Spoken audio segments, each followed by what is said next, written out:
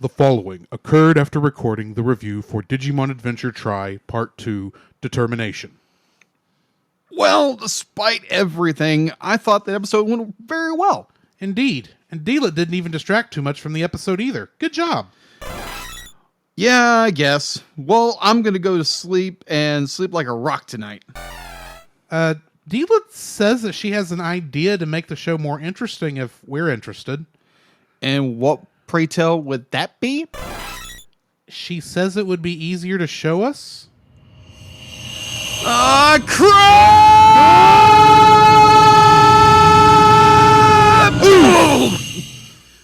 Where in the sand hill are we? That is a very good question. Deedlit? The movie? What do you mean the movie?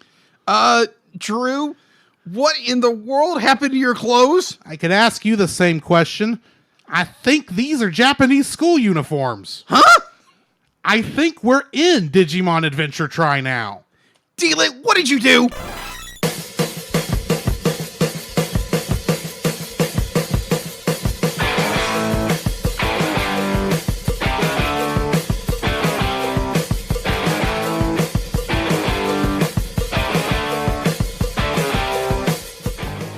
Hello and welcome to another episode of The Cellcast. Joining me today is a man who, he's just not feeling very well. Hi, Jacob. Yeah, sometimes you get the digital blues a little bit. Or I got a virus. I never thought of that as being a symptom of Tourette's. Just all of a sudden your eyes turning white and you getting very bitey. Yeah. Yeah. Why, thank you. Let me introduce our co-host. A man who is in need to update his digital passport. Welcome, Drew. I have I updated all that the other day. Okay. All right. Sorry, I'm still fiddle farting because this is doing something weird. Anyway, Of course. Getting into this week's trivia question to answer that. This week's trivia was, with the exception of TK and Kari, what are the names of all of the Digi-destined kids from Digimon Season 2, aka Digimon Adventure 02? Mm-hmm. All right. I'm curious, Jacob, if you Davis, actually know this. Yoli, Cody, Kin, and yeah. That's it. It's only those four. Yeah, it's only that four. Okay, if you're going to say somebody else, I didn't do neither me nor Josh did his research correctly because Josh was the only one who answered this question. Right. So yeah, that was our question for this week. Jacob, how are you doing? Man, now that we finally made it back from the movie. The movie. Yes. The last four parts of that movie. Because guys, guess what happened? We got transported to the what is that, Tokyo? I think it's Tokyo. Somewhere in Japan. Yeah, it was fun. When we kind of experienced like the rest of the series while we were there. Yeah, not fun. You're trying to outrun digital monsters the entire time. It's not fun. Yeah, you don't want to. Just as a little bit of note, if you see Greymon running towards you, run away. Go the other. Go the other direction. Go perpendicular. Yeah, exactly. If you go straight like you always see in the movies, you're just going to have to keep chasing. But if you go perpendicular, he's not going to see you move, and you can get out of the line of fire very quickly. Yeah. Also, yes, Mei Kumon is very cute and adorable, but while she's still vicious, I don't suggest it. No. But anyway. Anyways. That was a fun, interesting week. Yes, it was. Or actually, it was like 24. It was like 2 hours. Yeah. We got done with all that before midnight. That's the thing. For us, it was like 8 hours. Yeah. It was nuts. But we got back within 2 because it was only midnight when we got back. Yeah, and I was hungry afterwards. Imagine you were, because that digi food or whatever that food is that we ate in there did not come with us. No. I hope that someone didn't have to clean that up after we got done. Oh, jeez, yeah, that was bad. If it didn't follow us. Oh yeah, ugh, nightmare fuel. Maybe Agumon picked it up because he's always hungry. Yeah, he's always hungry. He's like a dog who really enjoys sniffing his own. That. Yeah, that. You know what I'm referring to. Yes, exactly. So yeah, Deedlit transported us to another world. Yeah, thanks, Deedlit. It's okay, Deedlit. We understand. You should have just warn us next time. Exactly. Give us fair warning. All we knew was you were going to show us something, Uh-huh. and all of a sudden we're falling to our not to our deaths because we did survive. Yeah. But we fell. What had to to quote your namesake, we were falling for 30 minutes. If you don't know, apparently Jacob in Norse is Loki. Yeah, exactly. Apparently, yeah. But anyway. Anyways. So yeah, that was fun. Yeah, it was. And all in all, it wasn't actually a bad trip. It was very interesting. In fact, we are thinking perhaps we're going to talk more about this later on. Yeah, probably exactly. around the anniversary episode. Yeah. But we may be using that going forward. We'll see. We'll after we've had some rest time and only, review while we review the rest of the series. Exactly. We'll see how we come The catchy after that. level people up. Exactly. So yeah. Outside of that, Jacob, how are you doing this week? How am I doing in the real world? Yes. I'm doing very well. Work is always, it's good. It's frustrating sometimes. It's good. It's bad. Whatever. Working on hopefully commissions coming up. Hope that bodes well. And just trying to get things done. Motivated and working on projects and that kind of stuff. Other than that, I'm doing great. How are you? Fair to middling. Had a good New Year's off. Yeah. Got some editing done. Mm-hmm. I saw that. Finished a game that I've been playing for all month. Right. That drug my heart through the mud. Before I got a chance to have this movie drag my heart through the mud. Yeah. I mean, it tried, but I was despaired out by the time I got to this movie. But yeah, I had a good time. I'll talk more about what I played here when we get to what we've been watching. Right. But yeah, I had a good time. It was a great weekend. We had a good New Year's Eve party at the church. Indeed. So yeah. Played a very interesting game. Technically a homebrew. Yeah, definitely a homebrew. And he's still working on the rules for the next game, whenever that is. Okay. I don't know if you're going to continue playing because you got a little stressed. Yeah, we'll say. just a little bit. Just a little bit. We don't want you to be stressed. No. I stress, I bark. It's not a Hulk situation, folks. It's not that. It's just we really do care for Jacob. We don't want to stress him out. Berkshire, the grocery store does enough of that as it is. And Voldemort, of course. That is true. To paraphrase Hulk, Jacob bark. Nice. But either way. So what have you been watching? What have I been watching? I've actually been watching a lot, actually. Let me get to my notes real fast. All right, so what I have been watching. So I watched for the first time War Games.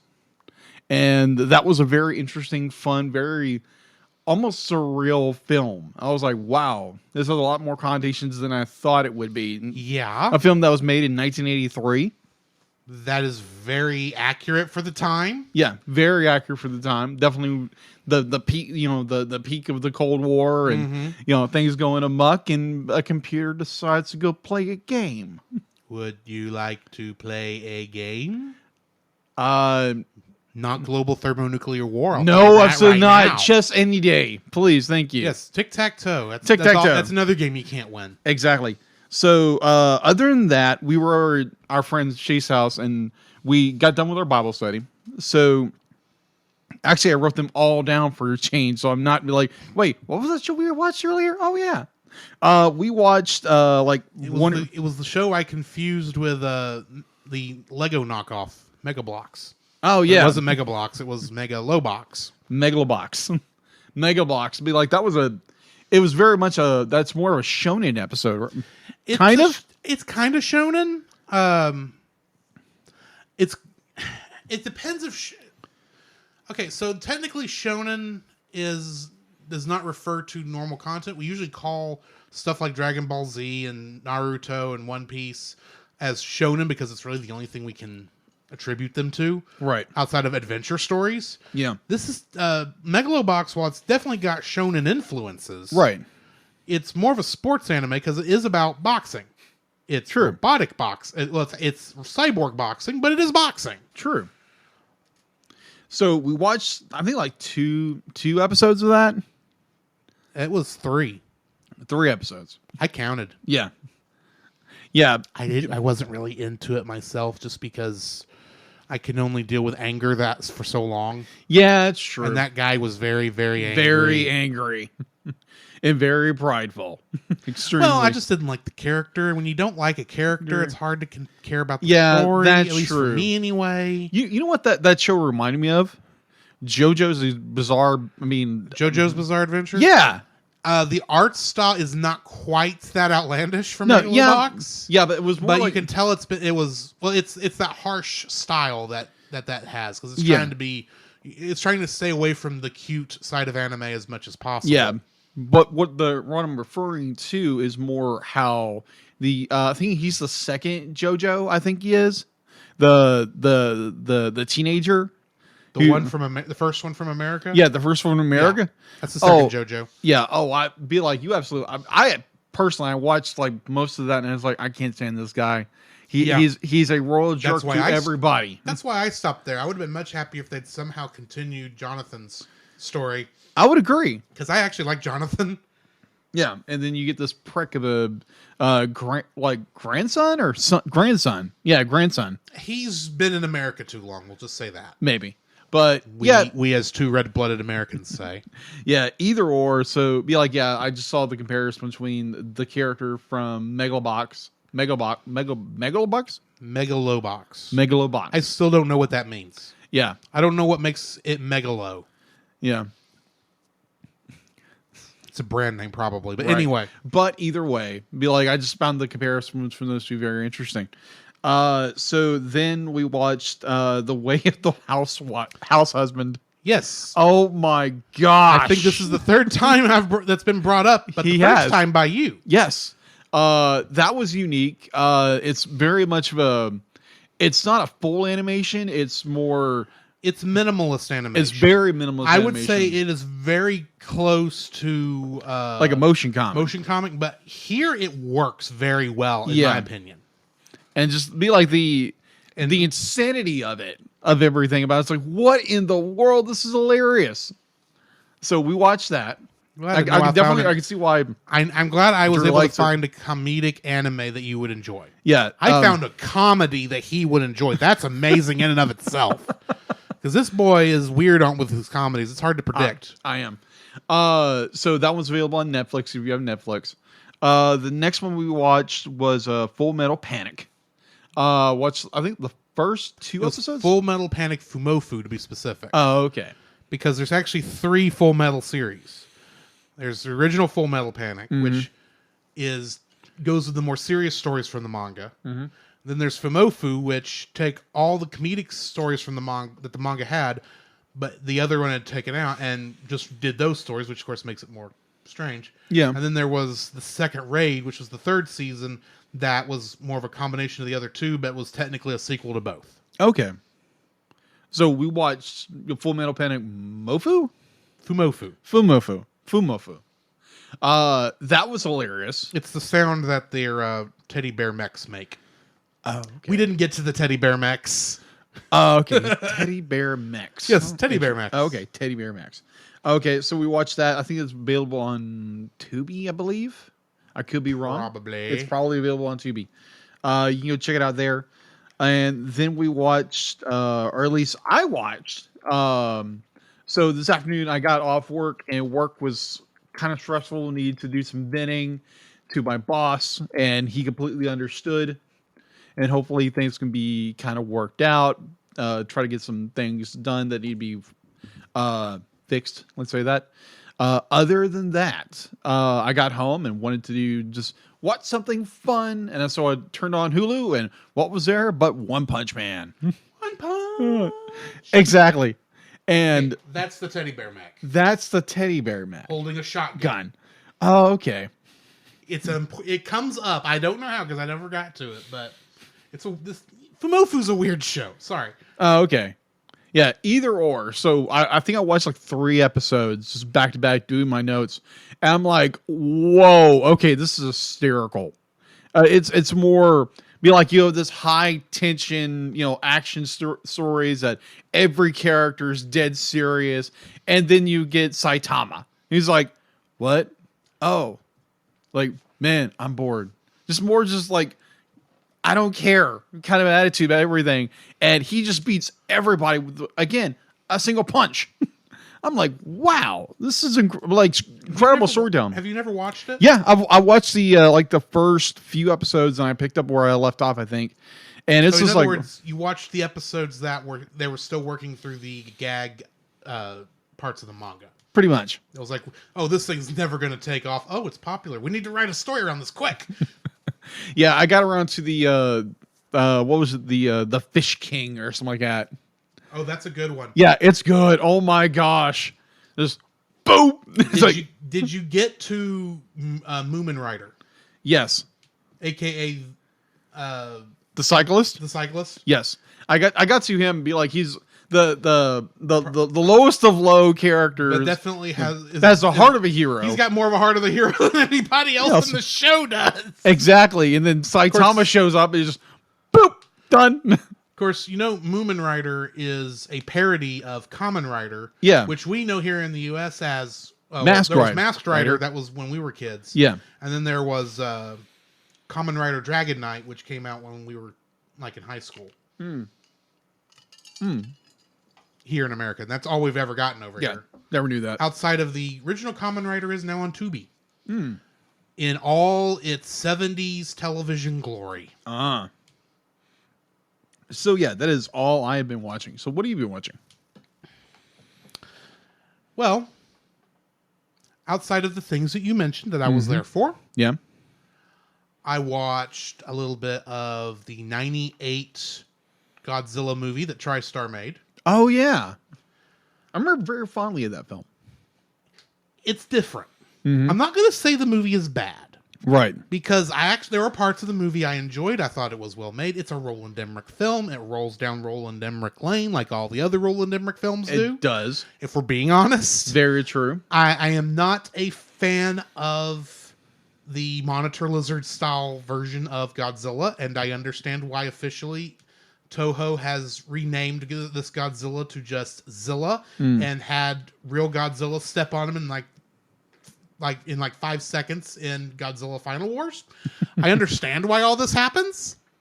But the reason I actually stopped and watched Godzilla 98 is because if you've been watching the live stream, you've probably noted a DVD on my bookshelf for Godzilla the series, which is very good. It's much better than the movie is.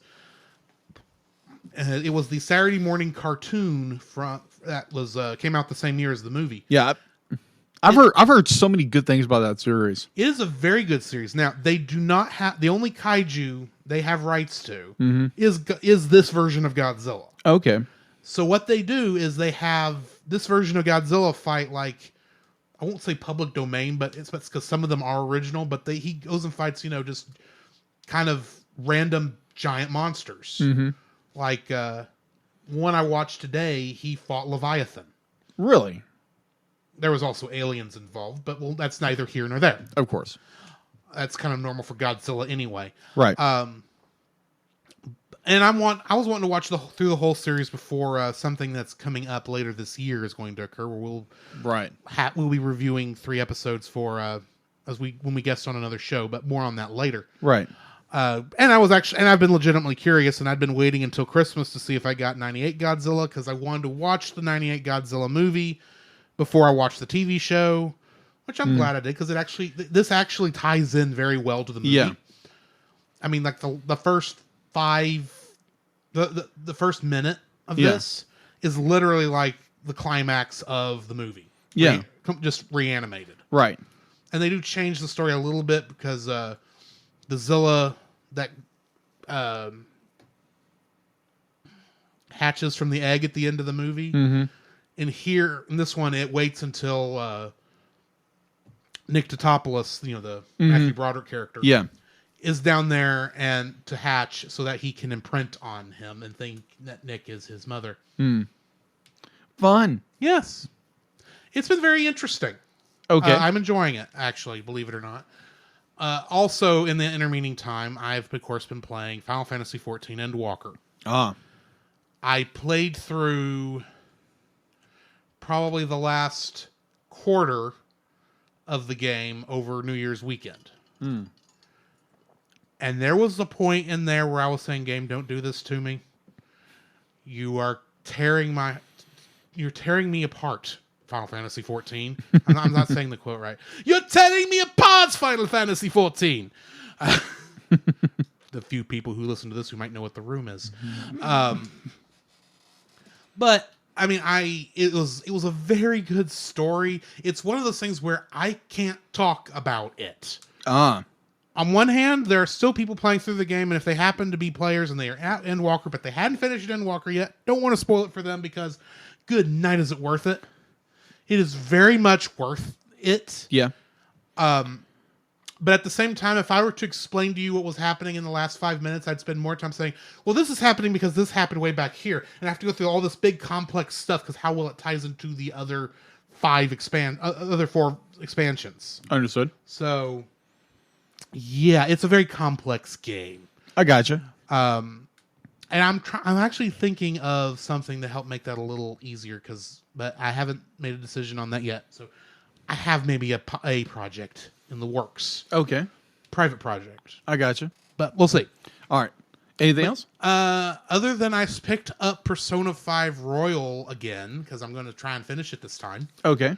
For those of you who know what I'm referring to, I just got to the school festival and had the talk with Goro Akechi.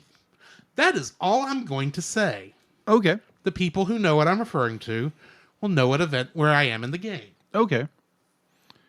Unlike Josh, who I still don't think's gotten past the castle yet. Because I know he's played it, but I don't think he finished it yet. But anyway. Yeah. So I did fail to mention one thing, which I did watch. It was something about fighting evil by moonlight, something like that. Oh yeah. Yeah. So let me explain that. If you saw the post and people responded to it, thank you very much, everyone who responded to it. So okay, I do have a question before you get into the watch, because he watched Sailor Moon. Yeah, I watched Sailor Moon. My question though, I really do need to be. We need to be specific here. Okay. Did you watch Sailor Moon or did you watch Sailor Moon Crystal? Sailor Moon.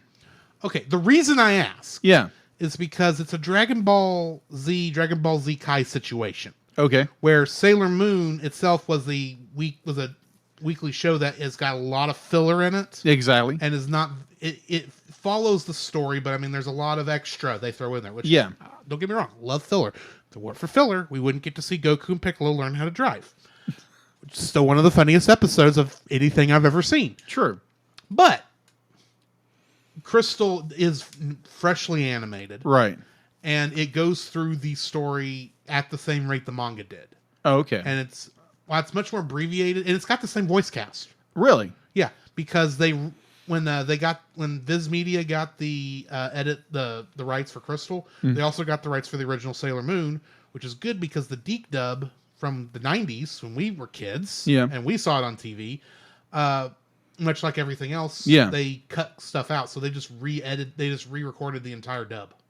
Interesting. Sorry, continue. So like you said, when we were kids, so I would probably been like an early teenager when this came out.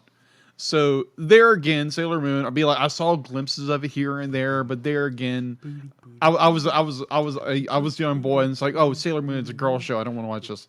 So while I was in puberty. Yeah, okay. So either way, so be like every once in a while, be like I would turn on Toonami and be like, what in the world's going on? Who is this little pink-haired little girl? It's like, what in the world's going on? And so I never figured out what was going on. So I saw little glimpses here. You came in the middle of season 2. Yeah, exactly. Apparently, probably Sailor. Yeah, over here it would definitely been season 2 because we never got 3, 4, or 5. Yeah. So apparently this is season 2, and I was like, that day I was like, what in the world? Because I realized that Hulu has Sailor Moon on it. Yeah. I was like, okay. So I want to figure out who this kid is. If you started at episode 1, you are nowhere near her. Oh, no. Because You started at season 2, didn't you? I started like in the middle of season 2. Because hold on. Let me explain. I don't think that's going to explain who she is. No, either. it doesn't. It does, but it doesn't. Yes, it does, but it doesn't. So Bill, I'm figuring out because I saw this one image of her. She turned black and she was tall, and so I was like, that would be Dark Lady, but sure. Yeah, Dark Lady. And I was trying to figure out what in the world does that mean. So I found the episode and I was like, oh, okay, that's what that means. And I was like, okay, it's be like Sailor Moon S. And I was like, wow, this is really good. It's a little confusing. No, you watch Sailor Moon R. Okay, R. Sorry, R. Because it goes Sailor Moon R, Sailor Moon S, Super S, and then stars. I don't know if we even still have stars over here, but anyway. But either way, so I watched that and it's like, okay, so I better start from the beginning. I know entirely too much about Sailor Moon. Apparently. So I start from the beginning because thankfully Hulu has it. Yes. So I'm watching this. I'm like, I watched the first episode. I'm like, okay, you pick the most. I don't want to use the term you would describe someone who is airhead. An airhead. Thank you. Better word than I was going to use. So much of an airhead of a character. Let's be nice. We won't call her an airhead because that is demeaning. Yeah. We will call her Meatball Head. Okay, Meatball Head. Because that's what she was called in the original dub. Yeah. By Tuxedo Mask. Or not, not Tuxedo Mask, sorry. But I can't remember the guy's actual name. But anyway. Yeah. So I'm watching that first episode and it's like, man, she's a Meatball Head. Yeah. Extremely. I'm like, okay. And then Luna shows up, the cat. I'm like, what? Okay, she's the chosen one? You're like this meatball head of a girl, a teenage girl. I'm like, what the heck? I have a question. And it's okay. So I watched the episode. I'm like, oh, okay. So how far did you get? I think like 3 episodes. Okay, good. You know nothing. Yeah, pretty much. You don't know who she actually is. I think it's been like what 20-something years now. You can easily Google it and see pictures from the end of the season. Yeah, but spoiler alert. Apparently, she's the reincarnation of the Queen of the Moon or something like that. Princess. She is Princess because the Queen is. Queen Serenity's different. Anyway, let's not get into that. But either or. Apparently, she's the reincarnation, so that's why she's the new Sailor Moon or something like that, or Sailor Moon, whatever. So I'm just thinking, like, wait a minute. So you have all these Sailor Scouts who basically come in and pick apart the enemy and really bring them down to nothing. And so so this is the way I view it. Do not get me wrong. I'm not hating on Sailor Moon as a series. It's just we know how Usagi Tsukino is. Yeah. If you've watched Sailor Moon for 5 seconds, you know how Usagi is, and you just kind of roll with it. Yeah, pretty much. So I'm just watching this and be like, and then looking back on what I saw of season 2, and I'm like, oh, that makes sense. Be like, all the Sailor Scouts do everything, and then she comes in and does her little special move and finish them off. She actually does a lot of cool stuff in the beginning. I'm not surprised. You just barely got through the introduction to Sailor Mercury. Right. So, she begins to hold her own, even though she is still a bit of a scaredy cat. Yeah. Especially in the beginning. Yeah, there again, I am not digging on anybody who's a Sailor Moon fan at all. Scaredy catness is part of her charm. Yeah. I'll have to go and watch a few more episodes to figure this out a little more. I'm going to suggest just go straight to Sailor Moon Crystal because it will go through some of that a lot faster. The first episode will pretty much, it's not shot for shot with the first episode of Sailor Moon, but it's fairly quick. So it's fairly similar. So kind of a rebuild of Evangelion 1.111. But better. Okay. It's more accurate to the manga than the original anime is. Don't get me wrong, they're both good. Well, you said shot for shot, and it's literally a shot for shot. It is not shot for shot, but it is moment for moment. Oh, okay. Other than they do some better foreshadowing of things. I gotcha. Of different people. Okay. So yeah, I watched a little bit of Sailor Moon to understand a little bit more of stuff I watched years ago And still don't understand. and still didn't understand it. So Well, I will hopefully it's get like, into it again. It's like coming into the MCU at Civil War and wondering who are all these people and Oh. why do they hate each other right now? Oh no, I've got one better. I've got one so much better. I think I've told the story before, but it's worth repeating. So you've heard of these people who be like, let's say Harry Potter and Deathly Hallows Part 2. It was the most successful movie of that franchise. So I heard of people who had never read nor watched anything of those movies and wouldn't watch the final movie because, oh, it's the final movie. I need to go watch this. They have no idea what's going on. Because you don't just go watch the final movie. You have to watch the whole thing. Exactly. So here's my story. So a former coworker of mine apparently decided to go to the movies with her friends. What movie did they go watch? Avengers Endgame, which would be the same problem. She had not watched anything of the MCU. She was like, okay, I know him. I know Thor. Who are the rest of these people? She has no idea what's going on. And she was so... I was like, I didn't like it. Why didn't you like it? Because you didn't know anything about it. Of course you didn't like it. You came in at the final chapter of a 22-part saga. Yeah. Of course you didn't like it. Of course. It's not like you came in at Ant-Man and the Wasp where you really didn't need to know anything that happened before, even though it helps. Right. This is literally part 2 of a movie. Because you should at least watch Infinity War. And Infinity War ain't going to make sense unless you've watched some of the other stuff, too. So Agreed. Anyways. So, yeah, it's just the idea of jumping into a series and, starting off in the second season to understand what the progression of a character transforming into this Dark Lady character, why did that happen, and then jumping back into the first season to start the journey of what that leads into. I was like, oh, okay. So there again, I am not trying to dig or downplay anybody who is a Sailor Moon fan, because believe me, when I posted that, people were like, but I love Sailor Moon. Sailor Moon was my favorite show when I was growing up. But you didn't say anything bad about Sailor Moon. Exactly. I didn't. I read that post. It's you like, did. Okay. Yeah. I understand. So there again, be like... I think the only thing I made fun of you is you called it Inuyasha for some reason. No, I said be like Inuyasha anyone? Yeah, it's like, I think you've got your animes confused because that's Sailor Moon, not Inuyasha. What I was referring to when I said that was I think I made a grave mistake, kind of joking. And it would be like, does anybody want to watch Inuyasha instead? You went to the cat show instead of the dog show. Yeah, pretty much. Went to the wrong pound. Not implying anything, people. But either way, fun aside. So yes, the last thing I want to say is like Sailor Moon. I watched Sailor Moon. Deedlit says that's good because we do need to move on to the news. That is true. We do need to move on to the news. Thanks, Deedlit. All right. So in the news, the only thing I could really find, I know Encanto. Am I saying that right? Deedlit says yes, you are. Okay. Encanto, which is correct. That is coming to digital very quickly, and that on the way over here, it made me think of when I was a kid when Jurassic Park came out in theaters, and it took a year and a half to come to VHS. Granted, it was the 90s, and technology was a lot slower back then, and so now there also wasn't the expectation that you would have it would have come out in the same year. That is true. That is so true. So, with that said.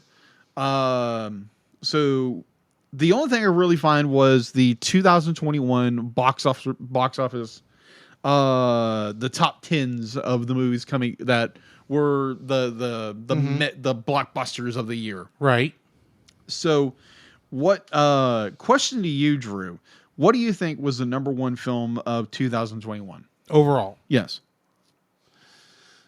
Number one overall. I'm not going to say Spider-Man No Way Home because it didn't have a lot of time to make play, even though it is the best-selling film in Sony's history. In, less than a month? Mm. So, I mean, it's Probably close, but I'm not going to say it's at the very top. Okay, then what do you think is the top? Good night. I have no clue what's at the very top. You know what? I'm just going to go with No Way Home because I can't think Okay. of what else would be up there. Well, you're correct. Spider-Man No Way Home has gross when it started in 2021 is continuous, so it counts for 2021. So it's gross right now at $575.6 million. That's insane. So then you have Shang-Chi, you have Venom, Black Widow. That was good. F9. Didn't watch. Eternals. Good. No Time to Die. Good. Quiet Place Part 2. Didn't watch because I've not seen the first one. Free Guy. Didn't watch. Meant to, but didn't. Yeah. Ghostbusters Afterlife. Still ought to, but I haven't done it yet. Yeah. It's already left here, so I mean, I'm just going to wait for right. home Right video now, at this point. right now, I saw a friend of mine who's watching on I think it was Amazon Prime Video for like $19.99. It was like, that's not a bad deal. I will wait until I can get it for like, I can rent it for like $2.99. That is true. So, okay, so going from the live action movies to the animated / hybrid films, what do you believe was the highest grossing animated Raya and film? the Last Dragon. No. Really? Yeah, it actually came in at sixth. $54.7 million. Now, Well, mind you, I know Soul's not on that list because it technically was at the beginning. No, it's not. It didn't have a thing, and neither could Luca be, because it was a digital. It went straight to digital, which we all know that annoyance. Thanks, Disney. Yeah, because Pixar wasn't happy about that either. No, they weren't. The other Disney movie that came out was Encanto, which I don't know how well that's done. Well, let me read off Boss some. Baby Family Business come out this year? Or did it get pushed? So did Space Jam. Remember that. Space Jam. Oh, that was iffy. And then there was Tom and Jerry. Tom and Jerry. You had the Addams Family too. Addams Family 2. Yeah, that was okay. Let me think. The Crude's a new age. Crude's new legacy. Yeah. I think new legacy is Space Jam. Yeah, new legacy. You're mixing these up, man. Mixing them up. Good night. Jeopardy's not an animation. I'm gonna say Space Jam: A New Legacy because there was a lot of hype going into that. Agreed. Especially if Raya and the Last Dragon is not at number one, which I just feel is wrong. Mm-hmm. And I don't think Encanto has had enough. There's not been enough noise about Encanto for it to be up there yet. Okay. In my opinion. So you're number one. I'm gonna say Space Jam: A New Legacy. Okay. You're close. Space Jam is actually number 3. Encanto is number 1. But I've not heard anybody talk about it. That's a weird thing. No one has, but it apparently did very well in theaters. Okay. Yeah. So yeah, that is the last movie on the top. Granted, this is coming from boxofficemojo.com. At the very end of the year. The last movie was My Hero Academia World's Heroes by Funimation. Or film it. Funimation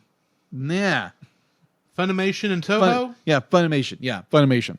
I wanted to say you wanted to say Filmation. I want to say Filmation. I heard you say Filmation. Yes, Start saying yes, Filmation, thinking, nope, yes. that's He-Man. That's different. Yeah, that's different. Much different. So this is Funimation. Funimation. All right, so yeah, that is all I have for an info stuff. It's funny, not filmy. Yeah. Anyway, that brings us to the spoiler-free section of our review for Digimon Adventure Try Part 3 Confession. And I'm going to confess right now that part of the reason I will be happy, a minor part of the reason I will be happy when we get past this is we'll have short-named movies again. No judgment there because it doesn't affect the quality of the movie, but I am getting tired of the mouthful and the long file names. But, yeah, they do get a little shorter. Yes, when we get to the beginning of season 4, the names will get shorter. You mean episode? No, because we still have the next 3 are still going to be Digimon Adventure Try Part such and such. Yeah. Verb. True. Adjective. Adjective. Random word that describes what goes on in the movie. That's That what is that true. last word is. Yes. But either way. I was not expecting this one to be the sad movie. I'll be honest. And it's not really too much of a spoiler, I don't think, because especially after the end of the last movie. Yeah. But I guess I was I'm not sure what I was expecting. I expected, Meiku to be, that I expected some going into that, and is it Mako? Is that the girl's name? Yeah, Mako. Mako would have to be dealing with the loss, or dealing with the fact that Meikumon had run away again and was obviously in some sort of trouble. Right. I knew that was going to happen. That was probably going to be what was going on, but I just really was not. I was kind of expecting a continuation of the, for lack of a better term, the brightness of the episode 2. Right. And that's not what this one is. No. It's still a good movie. Don't get me wrong. Exactly. It's just it was a lot of, now this tragedy is happening, and now this tragedy is happening. And it's like, this is interesting and all, and I really do like what we see, but this is a lot sadder movie than I was really expecting. I mean, up until this one, I could easily say that you could have probably split the movies easily enough up into 20-minute chunks to make a TV series out of. And that's kind of the route it was going.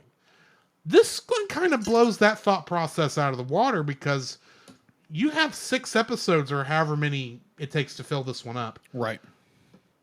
Of tragedy and despair for so long. You're going to have kids tuning out. Right. And I suspect it is not going.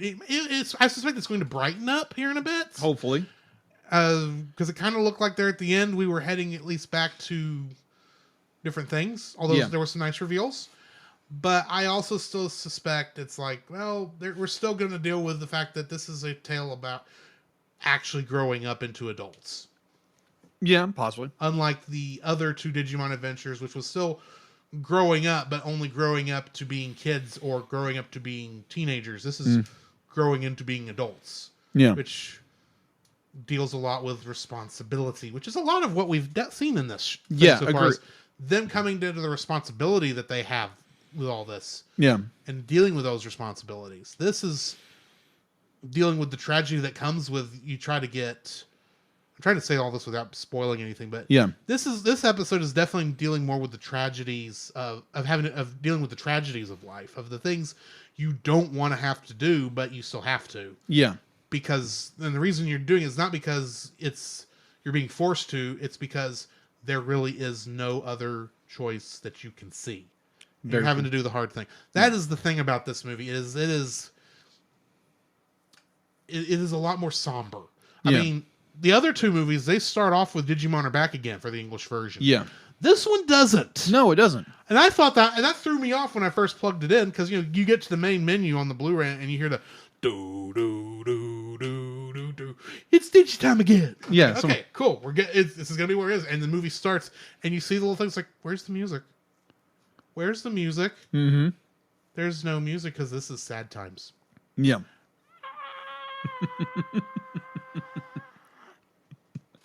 But anyway, I mean, I don't get me wrong. I enjoyed the movie.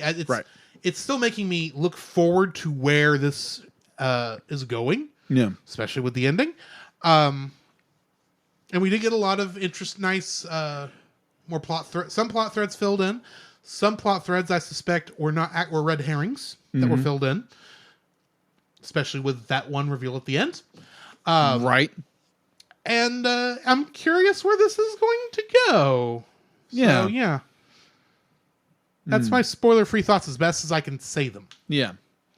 I would definitely say this is a very somber film. It's very much it's coming off the repercussions of what happened in the end of 2. Yeah, 2. Yeah, 2. Yeah, we're on movie 3. We're on movie 3.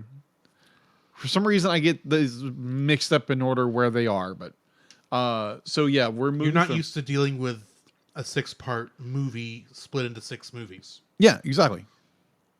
That's kind of what this is. It is. It is.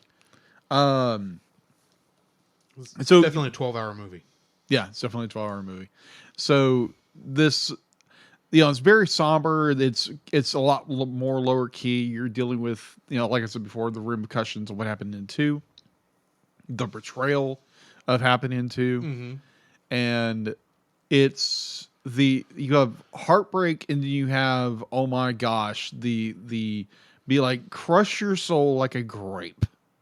If your moment. soul wasn't already kind of shrunk from another thing you watched or played. Yeah, that is I true. will admit, it's like I can tell what this is supposed to be doing, but I'm not feeling it right now, and it's not the movie's fault. Yeah, because the way they portray those scenes in particular, the characters I'm referring to, and I'll get that in my likes or later on, but just that so much of, it's the character willing to do this in order to be like you need to do this in order to protect everything, and it's very much the characters, who that character was early on in the original series, and it was just so gripping watching that.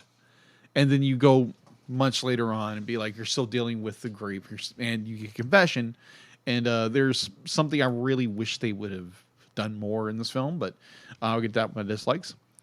But overall, I enjoyed it. It was tremendous. It was tremendously sad, but had tremendous payoffs.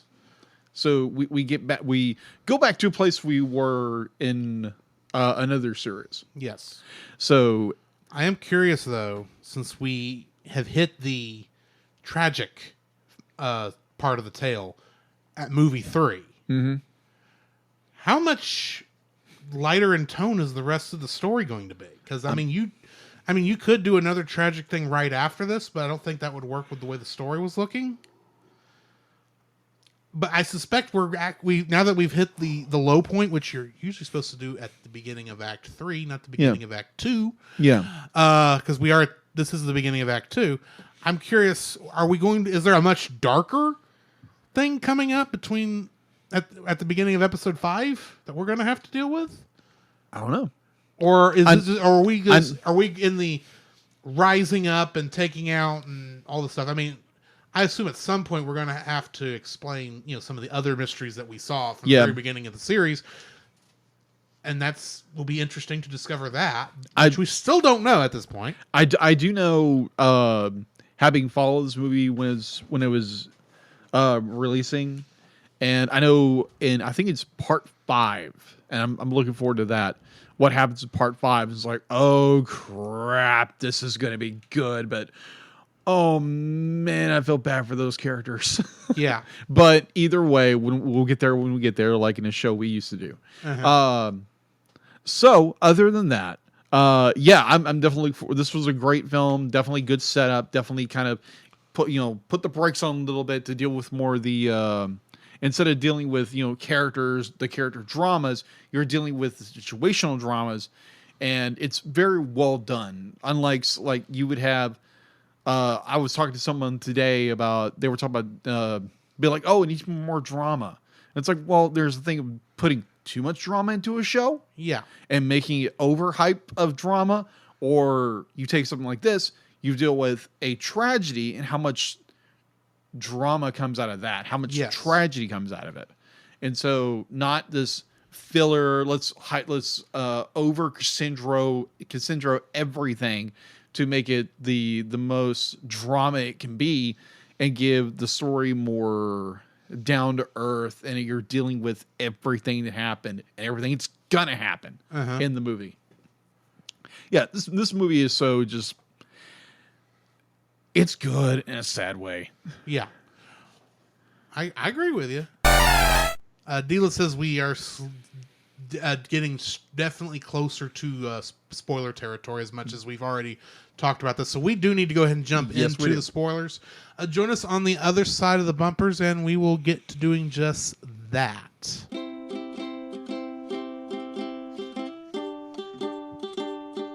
Don't forget that you can download. Don't forget that you can. Don't forget that you can listen to us record the podcast live every Tuesday over on our Facebook page, The Cellcast, our Twitch channel, The Cellcast Gaming, and on YouTube at Cellcast. Also, don't forget to join our Patreon if you would like to support us monetarily. At $1, you'll get our everlasting thanks.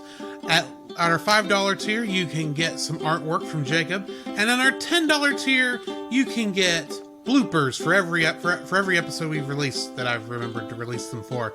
And you can get commentaries from different movies. So come check us out over there if you would like to support us financially. Each week on Stunning and Brave, hosts Chris Cowan of the Babylon Bee and Nate Henderson of Some Boring Budgeting Job confess their privilege, spotlight stunning social media posts, and fabricate outrage, all while keeping you super woke and enlightened. They will make you laugh. That's right, you have no choice. Check out Stunning and Brave at stunningandbrave.net. Do you like Star Wars? I don't just mean the original trilogy. Along with that, I mean the prequels, the sequels, the anthologies, the animated shows, and of course, who doesn't like Baby Yoda? Well, if you've been in the fandom for any length of time, you know how toxic the fandom can get. And if you'd like to be able to discuss a galaxy far, far away in a much more positive light, might I suggest searching out The Outer Rim, a Facebook group dedicated to all of Star Wars, and check out their YouTube channel, which you can easily find at Pop Americana, which the podcast you're currently listening to is also a part of. To find that and more, check out the link in the description.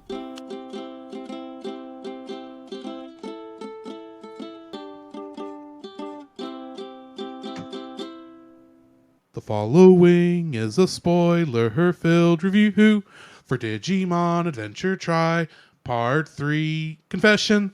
If you don't want to be spoiled, you should turn us off now. Digimon, digital monsters, Digimon are the champions.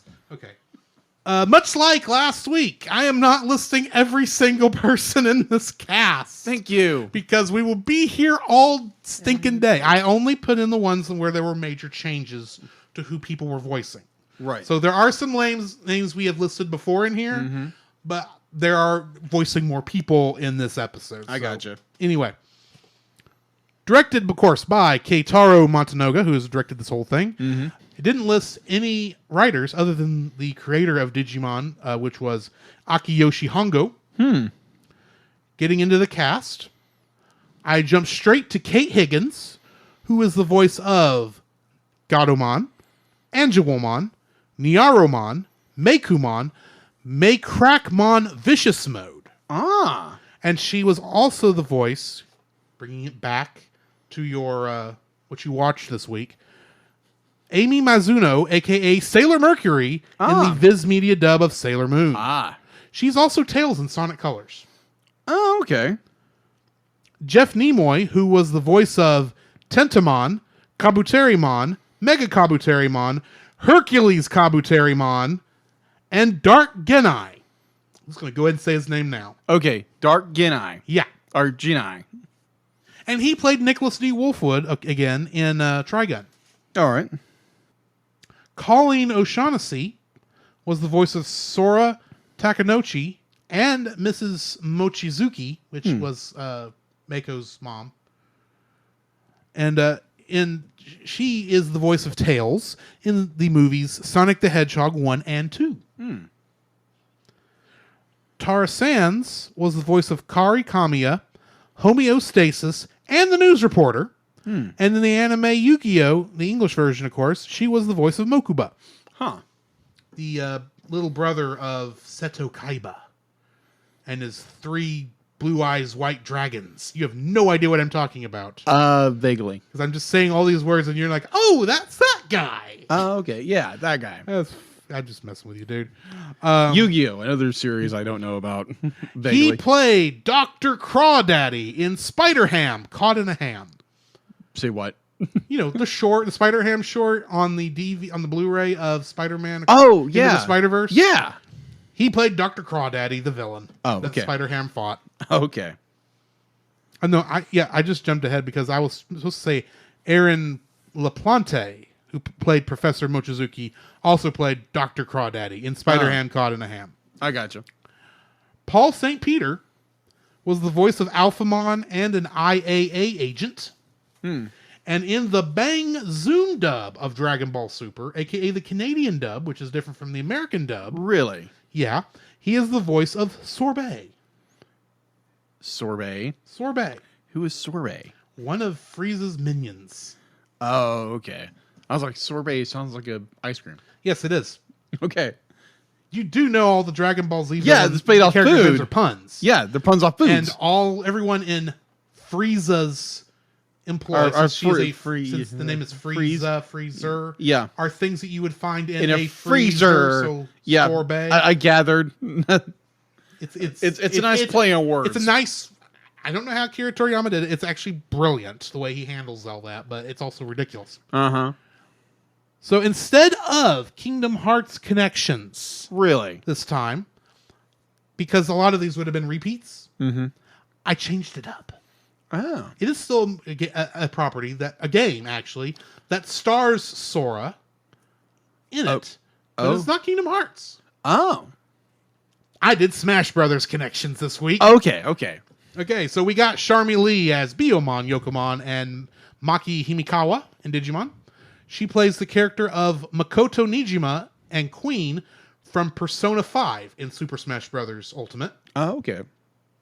Johnny Young Bosch was the voice of TK Takashi. He was the voice of Zero from Mega Man X in Super Smash Bros. Ultimate. Really? Kate Higgins, who I mentioned was Gatomon, Angelwomon, Nyaromon, Meikumon, Maycrackmon Vicious Mode, is the performer of Jump Up Superstar from Super Mario Odyssey. Really? Which plays on the Super Mario Odyssey stage in Super Smash Bros. Ultimate. That one actually took me a while because I couldn't find it at first, and I just kept going through it, and I finally found it. Kirk Thornton was the voice of Gabumon, and Garurumon is the voice of Shadow the Hedgehog in Super Smash Bros. Ultimate. Of course, the first game he appeared in was Sonic Adventure 2, but I believe this is the voice that started in the game Shadow the Hedgehog. The one where he has a gun and cusses. Because they were going for that E10 rating. Yeah. Kyle Hebert, who was the voice of Greymon, Metal Greymon, and War Greymon, is the voice of Ryu from Street Fighter in Super Smash Bros. Ultimate. On the Japanese side of things, Daisuke Namikawa, who was the voice of Daigo Nishijima, is the voice of Lucario and Mimikyu from Pokemon in Super Smash Bros. Ultimate. Takahiro Sakurai, who was the voice of Tentomon, Kabuterimon, Mega Kabuterimon, Hercules Kabuterimon, is also the voice of Cloud Strife in Super Smash Bros. Ultimate. Okay. Interesting. And that's in both versions because they did not translate Cloud or Sephiroth for the Americas for some reason. I never understood why, but that was the rule. And Yoshimasa Hosoya, who is the voice of Yamato Ishida. Do you know who Yamato Ishida is? No. That's Matt. Oh, of course. Of course. Is the voice I forgot his name was Yamato. Yamato. Yamato. It's actually Yamato in the English version, but they only call him Matt. Yeah. He is the voice of the male version of Robin from Fire Emblem Awakening in Super Smash Bros. Ultimate. Which brings us to info and stuff, my good friend. All right, so info and stuff. Come on, don't do that to me again. This thing has a mind of its own. It's like Deedlit's getting to my pad now. She says she certainly is not. Okay, then. She doesn't know. She stays off the Wi-Fi because she recognizes that even being on my computer is a bit of an annoyance, even though she can't really disconnect herself right now. Oh, okay. All right. Info and stuff. IMDb has a score of 7.5 out of 10. It's released there again. If you want the full info, go back to our first episode, Digimon Adventure Try Reunion, where you get all the information where production, distribution, all that great stuff. You can go check it out over there. This movie, the third film, Confession, was released in Japan on September 24th, 2016, and North America on July 1st, 2017, It was released in Austria and Germany in August 13th, 2017. It was released on DVD and Blu-ray in Japan in November 2nd of 2016. Germany in October 30th, 2017, and the US in December 5th, 2017, and the UK in December 18th, 2017, and Australia in March 7th, 2018. Confession premiered at Anime Expo, screening on July 1st, 2017, and October 36th,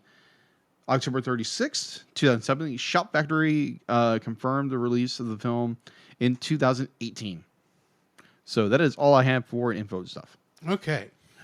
Getting into the summary. Summarize this thing for us. While Mako remains traumatized by Meicomon's betrayal, did she really betray, or did she just kind of go nuts? I think it came out of left field. I think it did too. Kind of a betrayal. Izzy becomes irritable as he obsessively tries to determine what caused Meicoumon to become infected. Meanwhile, as malfunctions begin to disrupt airlines, Himikawa and Nishijima tell Matt about their investigation, but do not disclose that Meicoumon is causing the malfunctions, and that other Digidestined have gone missing. Later, TK discovers something amiss with Patamon when he briefly acts violent and bites him. He got Digirabies. Yeah, you got Digirabies. Pretty much. TK decides to take his partner home, prompting the other Digidestined to do the same. TK eventually confesses to Mako that Patamon is infected. Unbeknownst to TK, Patamon is already aware of this and tearfully asks TK to stop him should the worst happen. Good scene. The next day, as Patamon informs the other Digimon about his infection, Kari becomes possessed by homeostasis, who cryptically warns them that the infected Digimon could potentially destroy both the real and digital worlds unless a great sacrifice is made. Having overheard them, Himikawa concludes that homeostasis might trigger a reboot to reset the digital world, the next time Meicoumon appears, in order to stop the infection. After Gautomon tells the others that this reboot would also cause them to lose all their memories, the Digimon prepare for the worst and spend precious time with their partners, during which Agumon tells Tai about the reboot. Izzy discovers that the distortions are the result of the binary code being overwritten by a different language, and comes up with a plan after Tentomon informs him of the reboot. When Meicoumon appears at the Tokyo International Exhibition Center, the Digidestined attempt to keep her out of the real world and trap her in a digital distortion. Meicoumon responds by digivolving into Meicrackmon. Despite TK's attempts to stop him, Patamon digivolves to become Angemon and enters the fray, but is overcome by his infection, which soon spreads to the other Digimon. When the countdown for the reboot begins, Izzy reveals his countermeasure before the clock strikes 0. The partner Digimon must be placed inside a field containing their backup data in order to preserve their memories. As Tentomon struggles with helping the others while fighting off his own infection, he digivolves into Hercules Kabuterimon, captures Meicrackmon, and snaps the Digimon out of their infection before using all his strength to push them back into the distortion before the reboot occurs. 1 week later, Mako tells TK the infection originated 6 years ago from Meicoumon. Using the power of their crest, the Digidestined travel to the rebooted digital world, where they briefly encounter Alphamon fighting Jessmon. They soon reunite with their partner Digimon, who rarely befriend them despite having lost their memories. Nearby, Himikawa confronts the Digimon Emperor, who is revealed to resemble Genai, but with a black outfit. Meicoumon is seen hiding behind a bush, still possessing her memories of Mako. Mm-hmm. That is the summary. Yeah. There is no trivia this week, because the only trivia I found, I saved for our trivia question. All right. So, I'm going to start off with one of the things that I liked about this film. Yeah. This is a hard film to watch, even though I was kind of already freshly calloused from from playing Final Fantasy 14 this week. Right. This is actually, there was a lot of this that was actually tough to watch. Was not affected as much as, they wanted. Like I said, I had already been freshly calloused, but I still like that they took the time to tell this serious part of the story, because as much as this is made for the adult fans of Digimon, yeah, this is still a kid's show. Right. This is still designed to allow in such a way that kids can watch this along with their their parents who saw the original show as a kid. Yeah, the adult fans. And want to share this. And I like that aspect of it. But this movie, while there is still some lighter moments, we do get this dark, overarching dark theme across the entire movie. Yeah. That while yes, it is hard to watch as someone who is, at least gotten enough invested from these characters from the other two movies. They did not have to go this dark. And like I said earlier in the spoiler-free section, there is no way they could have done a whole arc of this if this were a television show. There's no way that would have happened. This only works because it's a movie. The fact that there's these movies were not all released like one right after each other. They were like at least a couple months in between each release, I believe. Right.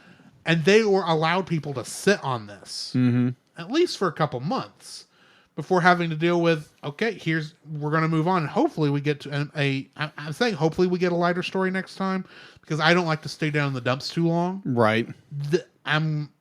This one does kind of keep us down there for a while, but I appreciate that they respected their audience enough to do this sadder story before we go into the next part. So yeah. Yeah. My first like is that we actually get a sad story in what is essentially a kid's cartoon. Yeah, pretty much. My first like would definitely be the very tender scene between TK and Patamon. And the thing that got me was the fact that you have Johnny Young Bosch and the voice actress who played Patamon, which was Laura Summer. Just killed it. Oh my gosh. Yeah. I mean, like it's obviously Laura Summer played the original Patamon, but they have Johnny Young Bosch who is playing TK in this movie. And because you can't have the original TK voice this version anymore. I mean, I think that a young lady played TK in the original. Yeah, they actually tried to get her to do it, but apparently they didn't want her to do it, or she didn't want to do it, and I don't know if that would have worked with him being older now. Yeah, but at the same time, like watching an interview over this, apparently she wanted to do it, but the studio didn't want her to do it. That's weird. Yeah, it's weird. Maybe they were thinking the same thing about being older character. They wanted it to be played by a male, so they have a deeper voice. I don't know. I'm guessing here. Yeah, I think I made a mistake when I said that. I think it was she wanted to do it, but she had prior obligations. She couldn't do the role. I think that's what it was. That could be possible too. Yeah. So just this scene where if you watched anything Digimon prior to this, definitely with season 1, you have that TK lost Patamon when they defeated what's his name? Crap. Either way, they Devimon. Yeah, Devimon. They just kind of guessed. Yeah, they defeated Devimon because Angemon sacrificed himself and then he became an egg again. Yeah. So you have the first time we saw Angemon, if I remember correctly. Yeah, it's the first time you see him, and so you get that arc, and then you go into season 2, where TK is arc 2, not season 2. Yeah, season 2. You get into season 2. Or you're talking about the second DigiDestined group. Yes, that they're in. Okay, sorry.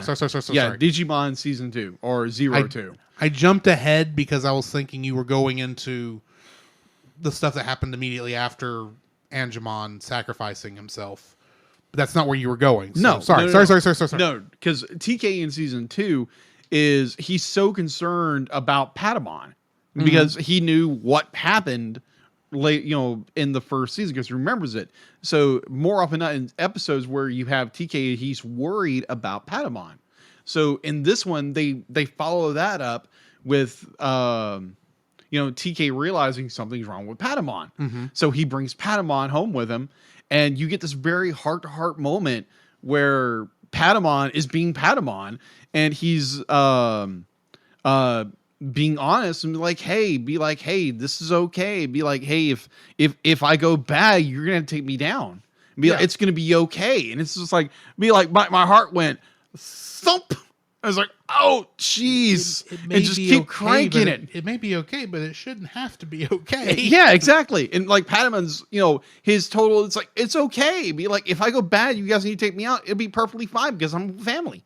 Yeah. And it's just like, ow, Padamon, stop hitting my heart. Ow, this hurts.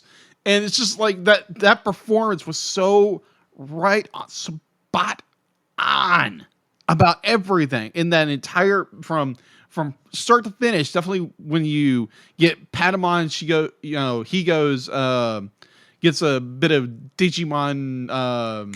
What did you say earlier? Oh, Digirabies? yeah, I got Digirabies, as you called it earlier. They never gave this thing a name. No, I just they gave didn't. It my own. They just kept it. They made it a virus. But yeah, he got Digirabies, and so like that entire thing was just like incredible between these two characters. And it'd be like if you know the history of these two characters, and it's like, wow, this is really good. And I was just like, man, this is good. This is really, really, really, very well told storytelling. And there again, Digimon is not the biggest series on the planet because there again it got eclipsed by Pokemon. Because in Digimon's defense, it did not have a best-selling game to promote it. No, it didn't. It did the best it could under the circumstances. Yeah. What? I mean, it's like saying, "Gosh darn it, Animaniacs couldn't survive Mickey Mouse." True. Or something. I was Yeah, trying that to is think true. of something. But either way. So I thoroughly enjoy these two characters. The arc in which these two have gone through and progressed into or digivolved into has been very memorable. And so I was very like, wow, they went that far with it. And it's like, wow, the idea that Padamon's totally fine if he goes dark. It'd be like if he becomes succumbs to the virus, he's totally fine with his friends taking him out because he wants his family to be okay. And I was just like, there was a moment there, be like, I'm gonna cry watching this little orange puffball, talk about sacrificing himself in order to save his friends. And I was like, wow, that's incredible. You got moved by a little Digimon. Mm-hmm. So yeah, that scene, that whole there again when he's talking to the other Digimon and his explanation what's going on, be like calmly, rationally, not just be like frantic. Oh my gosh, I'm gonna do this calmly. Character. I'm like, wow, chops on character writing and depth. Wow. So yeah, it's my number one. What's yours? My number two in this is the fact that Mimi was right. Okay. You know what I'm referring to? Enlighten me. At the end of the last one at the festival, Yeah. Mimi had designed these Outfits. Yeah. outfits, these the daters cheerleader outfits. Yes. But but the other girls besides Mako and her did not want to wear them. Yeah. Well, what's this thing start with? The girls say, "Man, we should have wore those things Mimi designed. That would have been fun. Oh yeah, I guess we'll do that next year." Yeah. It's like, you jerks. I recognize the reason this was done was because Mimi needed to get over the fact that she was, narcissistic. Yeah. Because that's part of her story. And I like that they covered that. But they should have, if you're going to do the next, if you're going to do that, you don't say next episode. You shouldn't say, I like it and I don't like it is the weird thing. Oh, okay. Here. It's kind of a double to it. I like that she was right, that she actually knew what was going to sell. And the other girls did not realize that until after the festival. Okay. But to some degree, it's like, you could have left this part out and I would not have, it would not mess with me any. Yeah. But I like that they included this. Like, yeah, Mimi was right. Y'all, I'm not saying this in any strange way. It's just like, yeah, y'all should have you should have believed in the girl who obviously knows fashion. Yeah. And not just, be jerks about it. But like I said, I understand why they did that for that episode, which is why I liked it. Yeah. It's just now it's like, okay, yeah, you girls are just jerks. Pretty much. But yeah, that's my second like. All Mimi right. was right. Mimi was right. So going to my second like. Uh, my second like would actually be the explanation of the reboot, the reboot, and Kari being possessed by A server a server. somewhere. Yeah, pretty much that. I want more explanation on homeostasis, to be honest, Yeah. because that I get the feeling if once we understand the explanation on what homeostasis is, actually explains how this digital world thing actually works. Well, they actually do. They I actually. know it's been explained. Yeah, but it's never been explained to my liking. Yeah, they arcing back to it when season 1 because Kari did the exact same thing in season 1, and they're like, oh, she's the special or something like that kind of thing, and she's being used as a voice box for a being. They never explain who it is, but homeostasis apparently is that character. Mm-hmm. So I like that part because okay, they arcing back to the first season 1 of Digimon or Digimon Adventure. Yeah.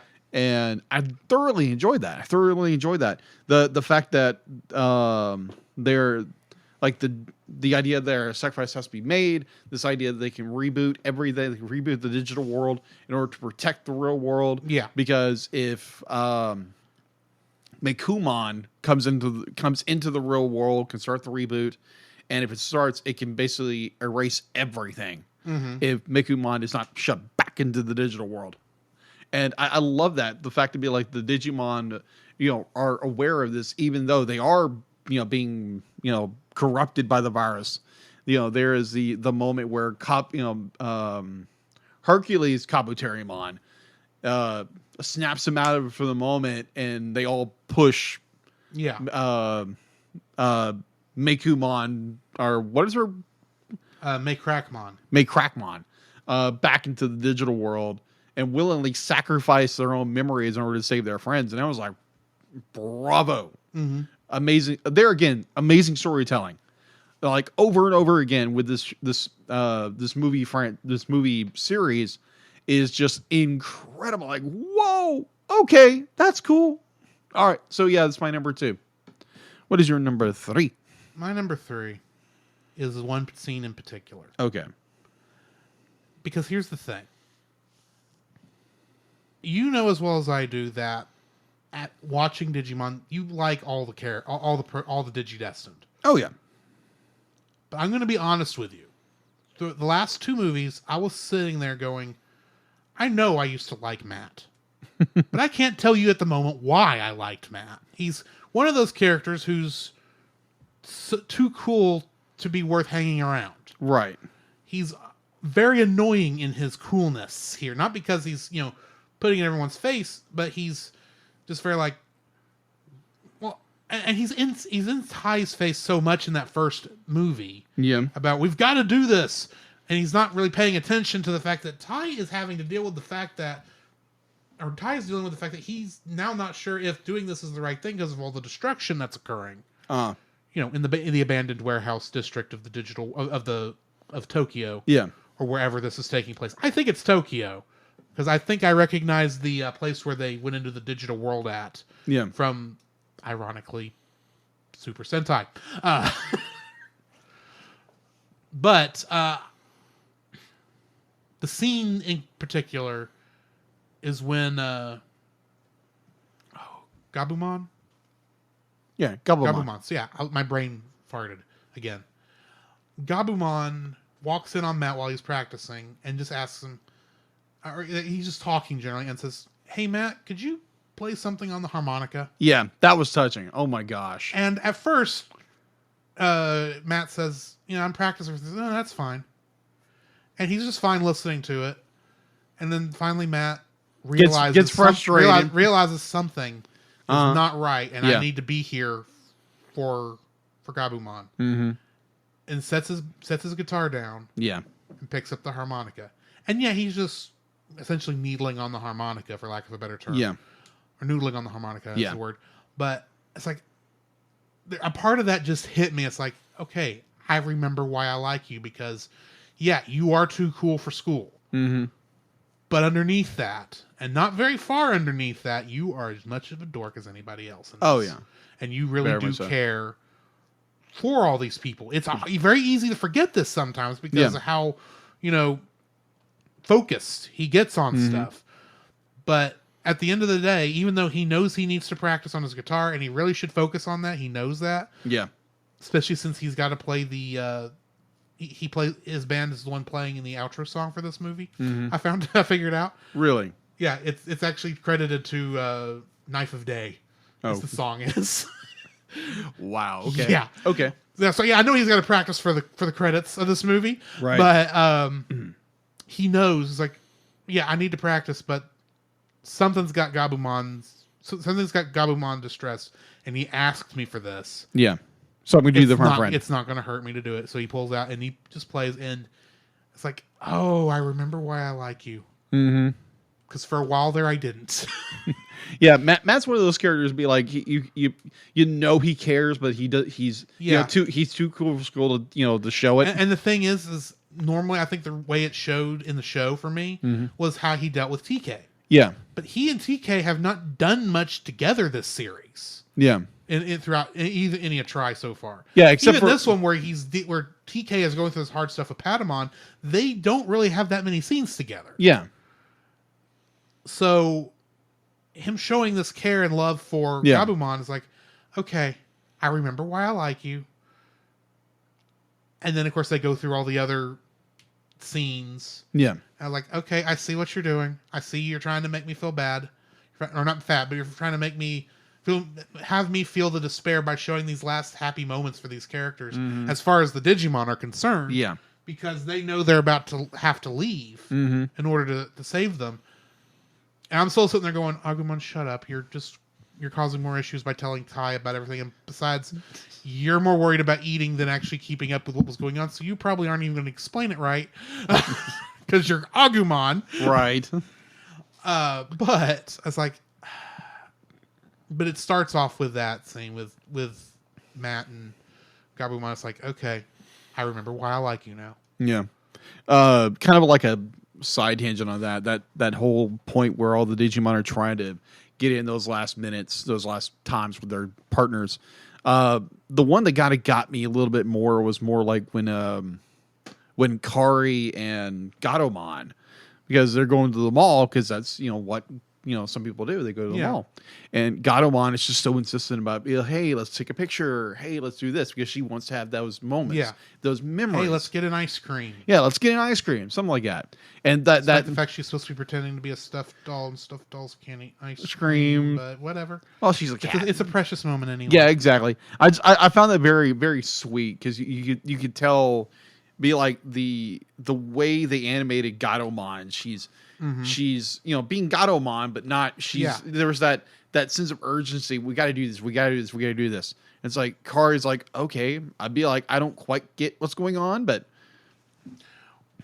because of the Digimon, Gatomon is the only one who actually knows what it's like to lose. Yeah, exactly. Because she lost Wizardmon. Yeah, lost Wizardmon. And this is one of those few, because that's the thing. Yeah. Up until when Gatomon is technically a villain. Yeah. In the original show, she's fairly mature for who she is. Yeah, exactly.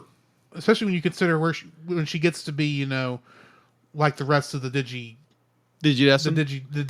Digimon Digidestined, whatever the term is. Yeah. And she gets to be more, fun loving. We got a quick return to her more serious side. Yeah. But she's doing her best not to show that she's being serious. Yeah, and trying not to scare Kari. Because she doesn't want to scare Kari. Yeah. But we're still getting this. Yeah, we got to do all this stuff because we got to have fun, and we only have a short amount of time. And I'm doing my best not to let you see the fact that I know what's happening and what's going to happen. Yeah. But I still know, and I can, and it's just very visible. Sorry, I jumped in on yours. No, you're good. You're good. Be like good points. Yeah, she's the only one who really knows what it's like to lose, because she's the only one who suffered. Agreed. Of the Digimon, she's the only one that really suffered. Yeah, agreed. What the other Digimon are going through right now for the first time is the fact that they're going to lose their friends, and they know they have to sacrifice, and that's very hard for them, knowing that they're going to lose all their memories. Yeah, and also kind of going back to my first point of like TK lost Patamon. Yeah. You know, even though it was maybe brief, but they lost each other. But Patamon didn't lose TK. No, TK lost him. But that was a moment of courage for Yeah, Patamon. Patamon exactly. didn't have time to feel loss. No. In that instance, because he went from Patamon to Angemon. He went and fought Devimon. And it's literally like, I think, the last 10 minutes of the episode when that happens. He doesn't have time because he's going in there and doing the fight. Right. He may have, if he experienced anything, he had to push it down in order to have the courage to go fight Devimon. Yeah. So he doesn't really remember the feeling of loss that TK remembers. Yeah. But I do like how you pointed out that TK is one of the ones who knows that loss probably better than anybody else. And that's why he's one of the main focuses of the story, because he's actually going to lose Patamon again. Yeah. And this time, Patamon's not going to remember him. Yeah. That's. Yeah. Sorry. Man, this is a hard movie. I jumped in on you This again. is hard. I'd be like, good points. Good points. Yeah, this is a hard movie to watch. Definitely if you're a fan of the show, like I am. And it's like, oh, geez, turn the knife on me. Eesh. Like I said, and that's the thing. You're saying all this. This was hard for you to watch. It was hard for me to watch, but I was still freshly callous. Yeah, that is true. From having my heart drugged through the mud. Yeah. At the end of Final Fantasy XIV Endwalker, and having to deal with that much despair, and me having to say, "Will somebody please hug this girl right now?" I may have to fight her in a couple minutes, but if this would all be saved if one of you would just go hug her. Sorry, I might have a few pent up thoughts. Yeah, I understood. But been there, done that. But even with that fresh callousness, this still affected me, I guess, in ways I didn't realize until we started talking. Yeah, I go, oh yeah, they actually put a lot of thought into this. This is, I can't imagine what this would be like for a 12-year-old to watch. Yeah, and actually have to work through the feelings that this is actually because that's what Digimon does well. It does incredibly well. Is you get these deep character moments where characters willingly make sacrifices in order for their partner to live on, and I find that very touching. And you have these great character moments, great character arts. That's what I love about Digimon.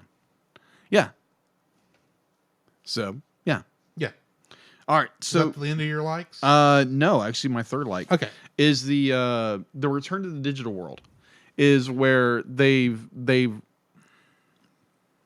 there again remind me very briefly on how they return to the digital world, because they're trying to figure it out, and the use of Black D3. Yeah, a Black D3 is like, where in the world did you get that? Did you get it from Ken?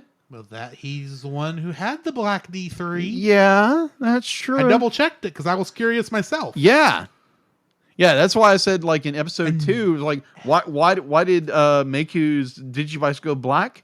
Only one place that happens. But either way, it's just like that. Like, they get back to the digital world, and they just so happen to run into their Digimon, and that's just that scene where they run into each other, and it's just like, oh crap, they don't remember, and it's just like, they like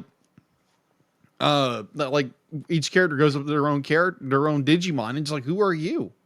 And it's like, ow. Like, this really affected everything. It's like, especially when those Digimon were looking forward to them at the beginning of Digimon Adventure 1. Yeah, because they knew who they all were. Yeah, and it was the kids who were confused. Yeah, now everything's flipped and reversed. It's reversed. The kids know who they are, but the Digimon don't. Yeah, except for Meikumon, who's didn't turn back into whatever the earliest form is. Baby form. Baby form. She's still Meiku. But at least interesting. But at least she doesn't look as infected as she was before. That is true. So that'll be interesting to see where that goes. Yeah, because the infection apparently went away when they rebooted. We hope. I have my suspicions it isn't. Considering there's 3 more episodes, either the infection went away and or something or much something darker. worse is coming, and we'll have to explain where the infection came from and who's behind it all. I'm assuming it's Dark Genai. I have my theories. But we'll see. Yeah. All right. Dislikes? Dislikes. Because I have one that's bugged me ever since I saw the scene. Okay. So one that came to mind. Okay, I'll let you go first. Okay. All right. Sorry. I was introducing it and you just went right into it. All right. Sorry. But my number one dislike was it dawned on me when we're talking about this. It's like, wait a minute. So you go back to Digimon Season 2 or Digimon 02. Is the Japanese name. So you have the Dark Ocean. The Dark Ocean episode where Kari slips into the Dark Ocean world. And that reminds me, there's where she goes in the digital world alone without Gatomon, because Gatomon can't follow her. Smooth move. Yeah, exactly. Yeah, it'd be like the Dark Ocean has a lot to do with like depression and suppressed emotions and that kind of stuff. And so there's a scene later on in where the Dark Ocean reappears, and Gatomon says something very poignant that she'd be like, I thought I lost Kari to this. Be like, it was this fear that she was going to lose Kari to the Dark Ocean, which I had my theory about this movie series about the Dark Ocean. So we'll get there when we get there. But so when we were talking about the moments where the Digidestined or the Digimon are trying to get in those last moments with their partners. Yeah. So the idea that Gatomon is like, she's a little nervous, but she's playing everything cool. My thought would have been, it's like, okay, she's literally lost Kari once. And this fear that she's going to lose her again, it'd be like, you think it would be more overwhelming. I understand where she's wanting to, spend more time with and be, have girl time together. But it was, to me, it would have been more poignant if Gatomon would have been more frantic. Because with that previous statement, what happened in Opposites Attract, that's the episode name, the American dub. So, my thought would have been that Gatomon would have been a little more frantic. Like her anxiety would have got more because, oh my gosh, I'm going to lose Kari again.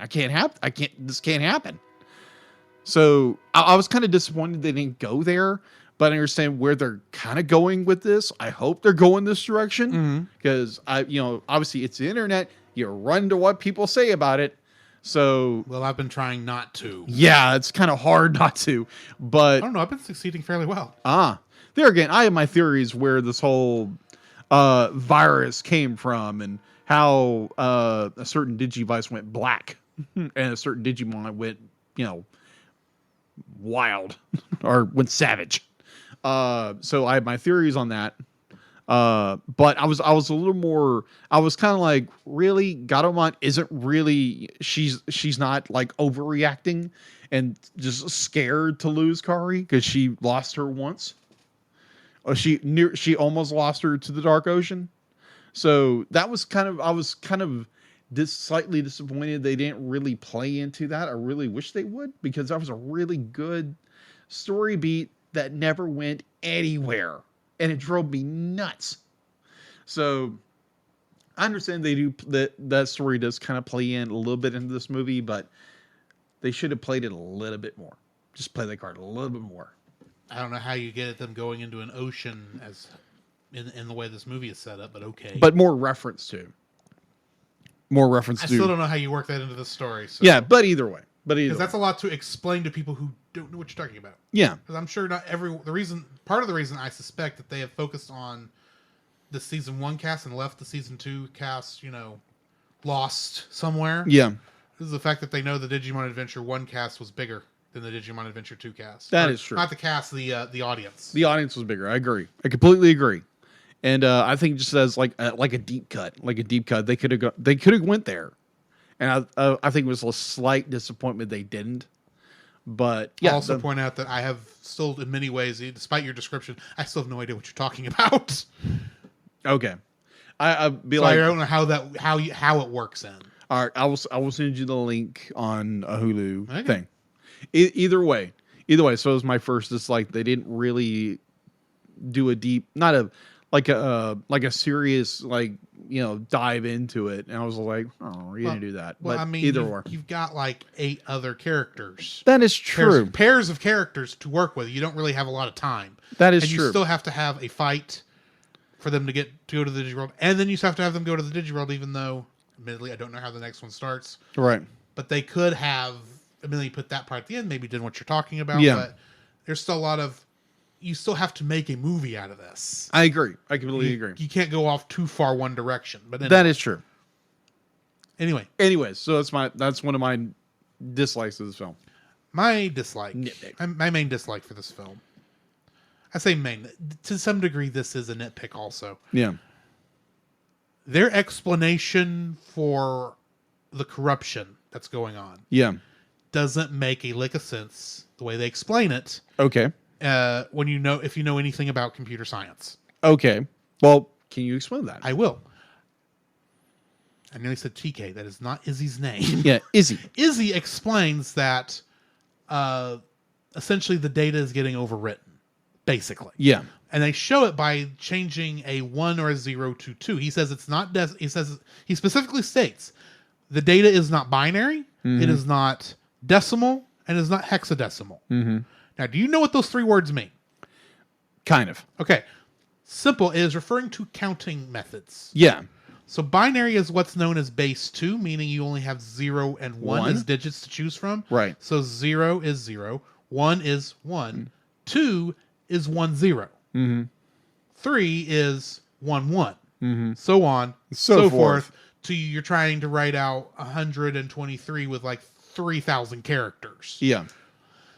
Decimal is, of course, the one we know where it's base 10. 1, 2, 3, 4, 5, 6, 7, 8, 9, 10. You repeat to 11, Yeah. where you write down 1 1. Hexadecimal, even more confusing, has 16 characters to choose for its counting method. Okay. So once you get past the numbers of 0 through 9, you then go into A, B, C, D, E, and F. Okay. So really, once you hit 11, you go A, 12 is B, C is 13, 14 is D, 15 is E, and 16 is F, and then you go back to, actually, that's at that point you go to 1-0 for 17. Yeah. Now, as confusing as all that is, because admittedly, I barely know this. What they show is, when they're showing all this and trying to explain it, they don't show, they only show binary. Okay. And they show the binary number being changed from a 1 to a 2, which technically would not exist in binary. Okay. Now, I understand what they're actually trying to say here. Yeah. And that the numbers are in an incompatible format. It is in a technology wholly separate from the way our computers work with binary. Because all our computers work with binary. Right. It's ways to translate it up to stuff that we understand and can see as all these different characters and letters and video and audio and blah, blah, blah, blah, blah, blah, blah. Yeah. I understand what they're trying to say is that this is not the data that's overriding the Digimon. The reason we can't see it is because it's not based in a binary counting system at a fundamental binary programming level. Mm-hmm. It's based on something else, and it's not an easily understood thing like decimal or hexadecimal, even though computers are not at the machine level. Yeah. Are only in binary. Yeah. But, and I'm getting a little off topic to some degree, but I know what they're trying to say is like this is a different technology than binary, right? At the machine level, to the point where Izzy's computer cannot read the data, which is what they're trying to say, but have gone way too techno-babbly for it to make any sense. Okay. That messed me up since I saw it. Okay. I'm only just now working through it. Okay. As I'm talking here. Because it's like, you say all these 3 technical computer words that are correct. Yeah. That is used in programming. I mean, you've dealt with a computer dealing with the digital colors. Yeah. Where you had to type in like a 6-digit code to come up with the color for like 09, A, B, something. Yeah. Other. That's hexadecimal. Okay. Just yeah. the way it's set up, it's like it's 6 different hexadecimal things. The first 2 being red, the middle 2 being referring to green, and the last 2 being blue. That's hexadecimal, but that is still translating to a binary number that is those digits down at a machine level. Yeah.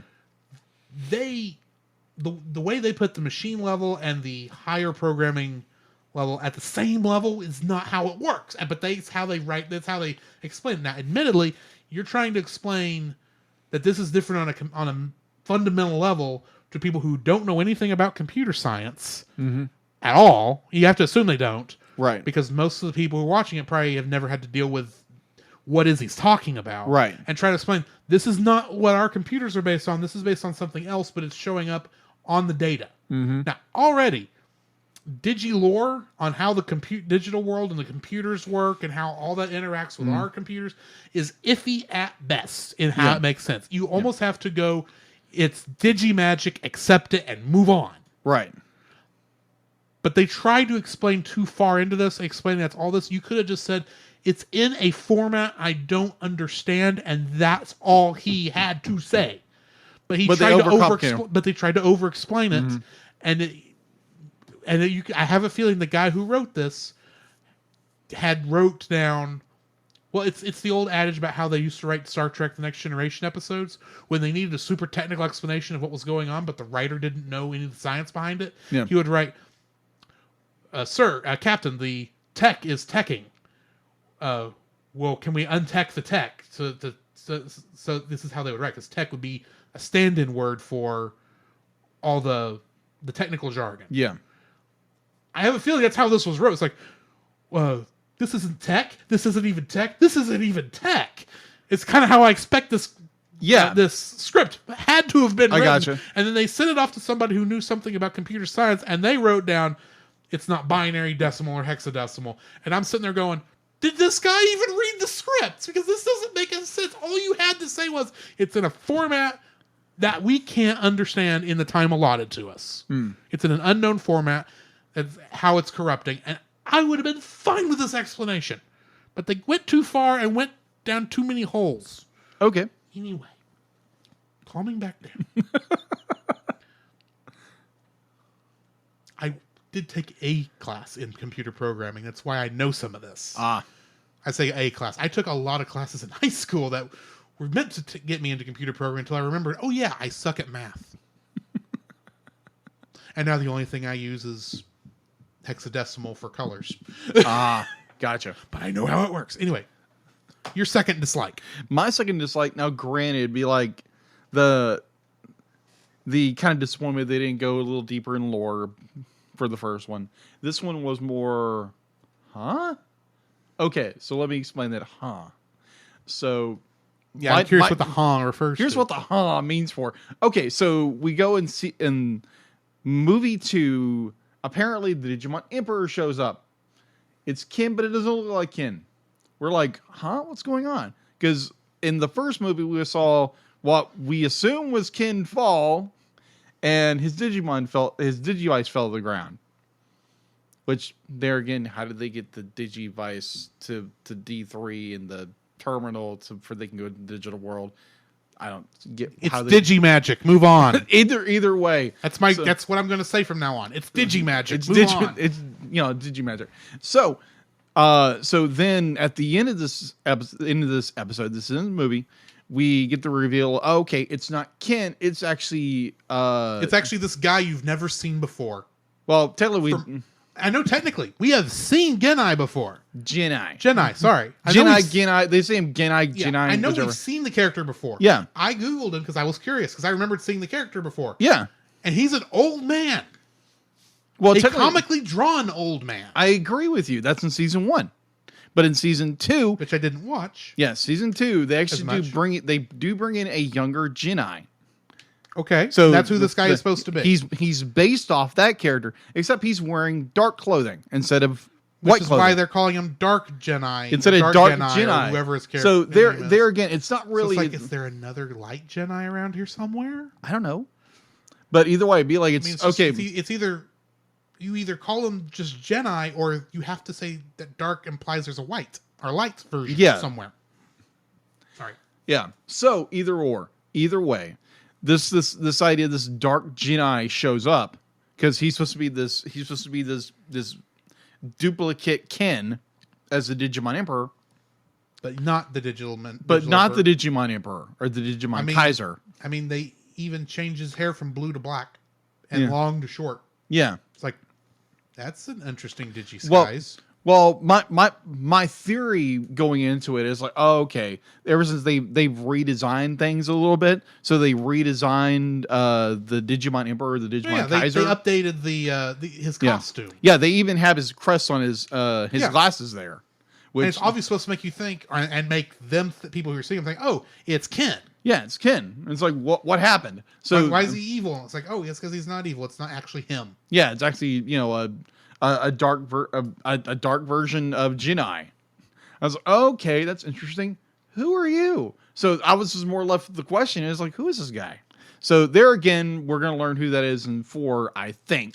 I assume. Assumingly, but it was leading up to like, huh? What the world's going on? And our favorite female agent's like, what? What in the world's going on? And okay, so yeah. Deedlit says she hates her. Yeah. It's like, because she is one of the most annoying characters. It's like, are you good or are you bad? Yeah, pretty much. Do something. Yeah, please. All right, so yeah, that was my second dislike. I didn't mean to cut you off. No, you're good. Okay. My second dislike. This movie doesn't know where to end. Okay. Now, granted, I understand you want to end on a happier note and getting to the digital world and catching back up with your Pokemon or your Digimon. Your Digimon. Wrong series. Sorry. Catching back up with your Digimon. Right. Is a good ending, but the thing is, it ends like 10 minutes into the next episode, essentially. Yeah. It's like, I hate to say this. It would have been better to end on the sacrifice. And then start the next one with the 1 week later, and go to the digital world. That would have. I personally think that would have been a better wrap up to the story. I know it leaves you in the dark for the people who are watching this, as they're releasing it. But it's a good strategy to lead into the next. But that's a good way. It's like, now, admittedly, you might lose some people. It's like, well, this just went dark. I guess this is the end of Digimon, but that's why you do a better teaser as to what's coming, not just do an extra 20 minutes to get you into the digital world and then stop while things are starting to get enticing to get you into the next thing. It's like, no, this is actually the end of the movie. And like, and because I'm still sitting there going, this has nothing to do with the movie I just watched, other than they don't remember their partners. Yeah, that's all this has connected. And oh yeah, Meikumon still has her memories of Mako, obviously, because she's still Meikumon. We still don't see her baby form. Yeah. I know this is me being picky, but I just wanted it to be, tell the story, stay dark, get lighter next movie. Okay. Don't try to give me this crack of dawn, leading into the next story, and then stop as the story's getting started. Because that's what happens. Right. It's stopping right when we caught back up with them. There's a battle going on behind us between Alphamon and Jessmon. Jessmon, yeah. Okay, so you got that going on. What does that have to do with the price of corn? We don't know. That doesn't get answered. We get a quick scene with the evil, I'm not going to say evil, but the fake Ken, the Dark Jedi, and the agent that we don't like. It's like, okay, obviously there's something iffy going on there. We see the shot of Meikumon, and then we see, and that's just where it ends. It's like, you're in the middle of another story already. Don't stop here. Stop 10 minutes ago. When it's like, give us a hint. Really, okay, I say end where in the dark. Yeah. Don't end in the dark. End with them going to the digital world. As soon as they teleport, end the movie there. Okay. And start the next movie in the digital world. That makes sense. Because then you've got your lead. It's like, okay, we are going to save our friends. Yeah. That's your ray of hope you end on. Yeah. Don't do me another 10 minutes of going around the digital world and getting lost and going, oh yeah, look, this is just exactly how we remember it. It's like, don't do that. That's just, you're ending on the wrong foot. You had a good ending with them going to the digital world because that was a big excitement. And if it would have cut there and gone straight to the credits, I would be fine. But that's not where. But it ended 10 minutes later. It's like, you cut into the beginning of the next movie. Right. Don't do that. That's bad layout. Anyway. Yeah, I understand why they wanted to get to where the Digidestin meet up with their digital Digimon partners. Yeah. To where they don't remember each other. And I thought I thought it was a good point. I agree with you. They should have cut it short and left that into the next That would have been a good episodes or movie. Because imagine this: you start the next one. Obviously, the next one's going to be a bit brighter, and you start that next one with the showing shots of the fight between Jessmon and Alphamon. While you got Digimon, Digital Monsters, Digimon. And you're going to like that's a cool opening. Yeah, I agree with you. And we lost that because you had to go show us that the other Digimon don't remember their partners. Like we know that part already. Just show them going there and being that the pump. It's like you gotta get ready for the next movie because you gotta see what happened when they got to the digital world. No, you didn't do that. Oh my gosh. Sorry. No, you're good. It's poor pacing and poor layout because you can tell they went into this with a laid out 6 chapter arc. Yeah. For this, and they put the chapter separator between 3 and 4 in a slightly in the wrong spot. Okay. Anyway, I get it. I totally get admittedly, it. I totally see it as a admittedly, when I put in disc 4, it could start at a point where it's like, okay, yeah, you had to put that back there because you didn't really fit in at the beginning of this. I admit that can happen. Yeah. But if that happens, that is poor writing. Yeah. Not doing that in a way that it makes sense. So, anyway, sorry. No, you're good.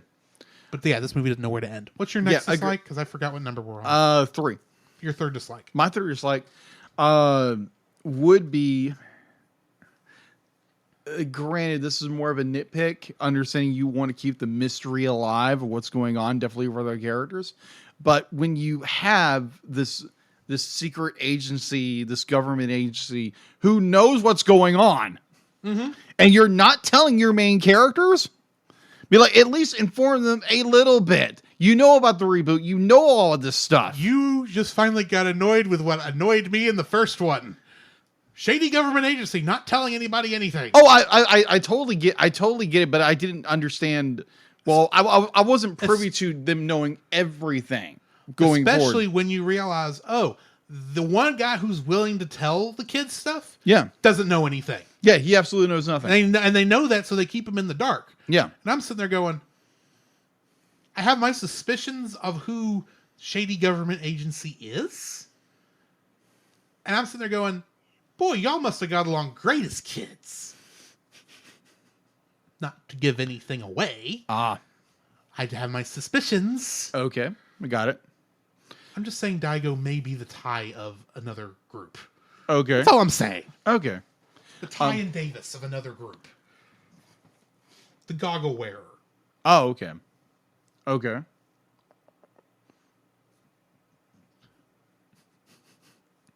I'm not following. If I explain more, I may give something away. Okay. Because I'm basing this off of an accidental entry I saw on the Digimon Wiki doing my research. Oh, okay. Well, never mind. And this is the only connection I have to it. And I have no idea if it's true because I'm smart enough not to click that link. Okay, good deal. But when you see the word, when you saw the 2 words I did and thought that's a connection somewhere, and you after you watch, I was like, okay, I think I know what's about to happen, but I will wait to see if that's what's happening. Right. Okay. Anyway, sorry. Yeah. Either way. So you have this, government agency. They know everything is going on, but you're keeping our characters in the dark for they can learn on their own.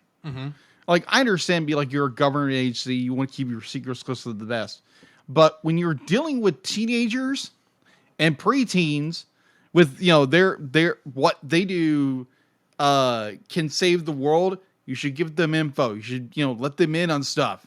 Not let them know. Be like, oh, by the way, be like, oh, we know about the reboot. We know that your Digimon are getting viruses. We know we have this connection to Genai. Be like, just tell them. I understand you want to keep everything a secret, but at the same time, tell them. I have theory. Okay. Somewhat connected to that other theory. There is a group in there that they're actually trying to do something opposite of the right thing to do. But they have other ulterior motives in order to do it, and they are part of the shady government agency. That makes sense. And it just so happens that Daigo is, while he's a part of the shady government agency, right, he's not the kind of person who knew if what the shady government agency was doing would not approve of it. Yeah, I agree with you on that. He's a part of the agency because he thinks it's the right thing to do. Yeah. Okay. So, which is part of the reason I call him the Ty Davis. Of that group. I gotcha. Because he's kind of like, huh? I don't get it. I don't get it. But this is the right thing to do. Sure, I'll go full throttle in it. Yeah. Because remember, she never told anybody. Yeah. Well, it's always him that's actually telling the other telling the Digidestined what's going on, and they obviously know that he's going to do that. That's why they don't tell him anything. Right.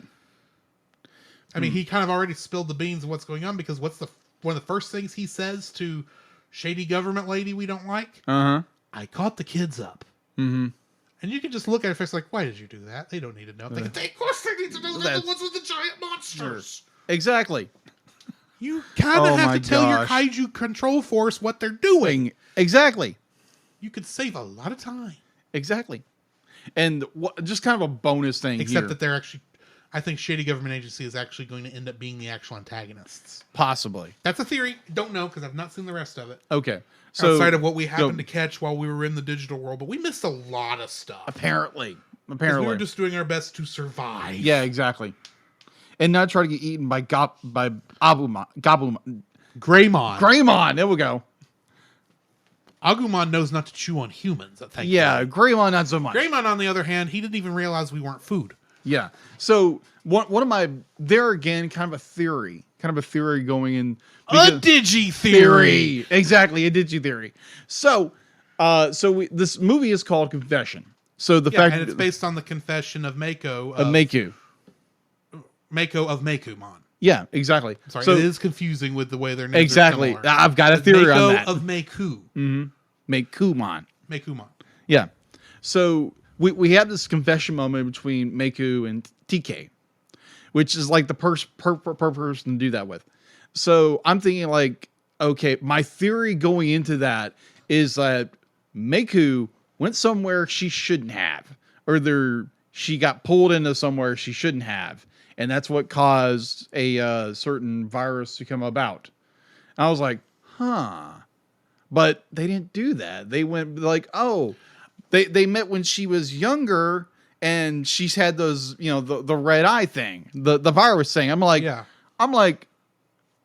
huh? But this whole setup of... Okay, but here's the thing. The Digidestined from the show, they had a connection before they met. Yeah. That's part of the whole reason for the first part of the Digimon the movie, that whole first short that they edited in there. Yeah. It's the same way they do with Maku and Makumon. And there is obviously some shadiness involving her father. Yeah. Agreed. And I've got a theory on that too. He was apparently a Digimon researcher before they were actually saying Digimon existed in reality. It's like, and if it existed because of the introduction of computer technology, which is my understanding of where the digital world came from, then he couldn't have been researching him for very long. Yeah. Because computers, in that sense, would have come around in the 60s and 70s. Yeah. Mainly, well, I guess technically I have to look up when the first computers came up, but even that may not be powerful enough to create a digi world. Right. So but then, admittedly, Digimagic, we don't know how it works. Move on. Exactly. So there again, another Digimon theory. A digi theory. Thanks for watching. So we're not done yet. We're not done yet. I've got all these weird ideas, theories, what's going on in this movie. There again, if you watch the film or the next theory, great. Do not spoil it for us. Thank you very much. Don't do that for us. Nothing. Thank you. Keep us in the dark. Let's be entertained and shocked and awe. what's going to happen next. Otherwise, Either we may way. Dark Digivolve and kill you. Yeah. Might be a bad idea. Might be a bad time for you to do that. Either way. So, okay. So we learn more about Meiku. That her father is he's kind of an absentee dad. He's consumed with his work. He's more concerned about his job than his daughter or his wife or whatever. Because he's a working class guy. So he's Salaryman. He's salaryman. He's so consumed with his work. The classic Japanese salaryman who has to work in order to provide for his family, but then doesn't get to spend time with his family because he's too busy taking care of the responsibilities of work. Exactly. So going into the theory, because if we're basing this theory basing off season 2. And before you jump in, a good example of the salaryman from something we have already seen, the father from My Neighbors the Amadas. He was a salaryman. Agreed. So if you want an example and you've seen that movie, that's a salaryman. Okay. Very good idea. In a much more positive light. But Agreed. anyway. So we have the idea that Meiku feels neglected by her father. So you go into Digimon Season 2 or Digimon 02. You have the fact that Ken felt grief over the death of his brother. And that he wishes he could let just everything go away. The fact be like he has all this depression, he has this built up anxiety about everything, and so in canon in the show, he's brought into the digital world, into the Dark Ocean world, and that's where he gets the Dark D3.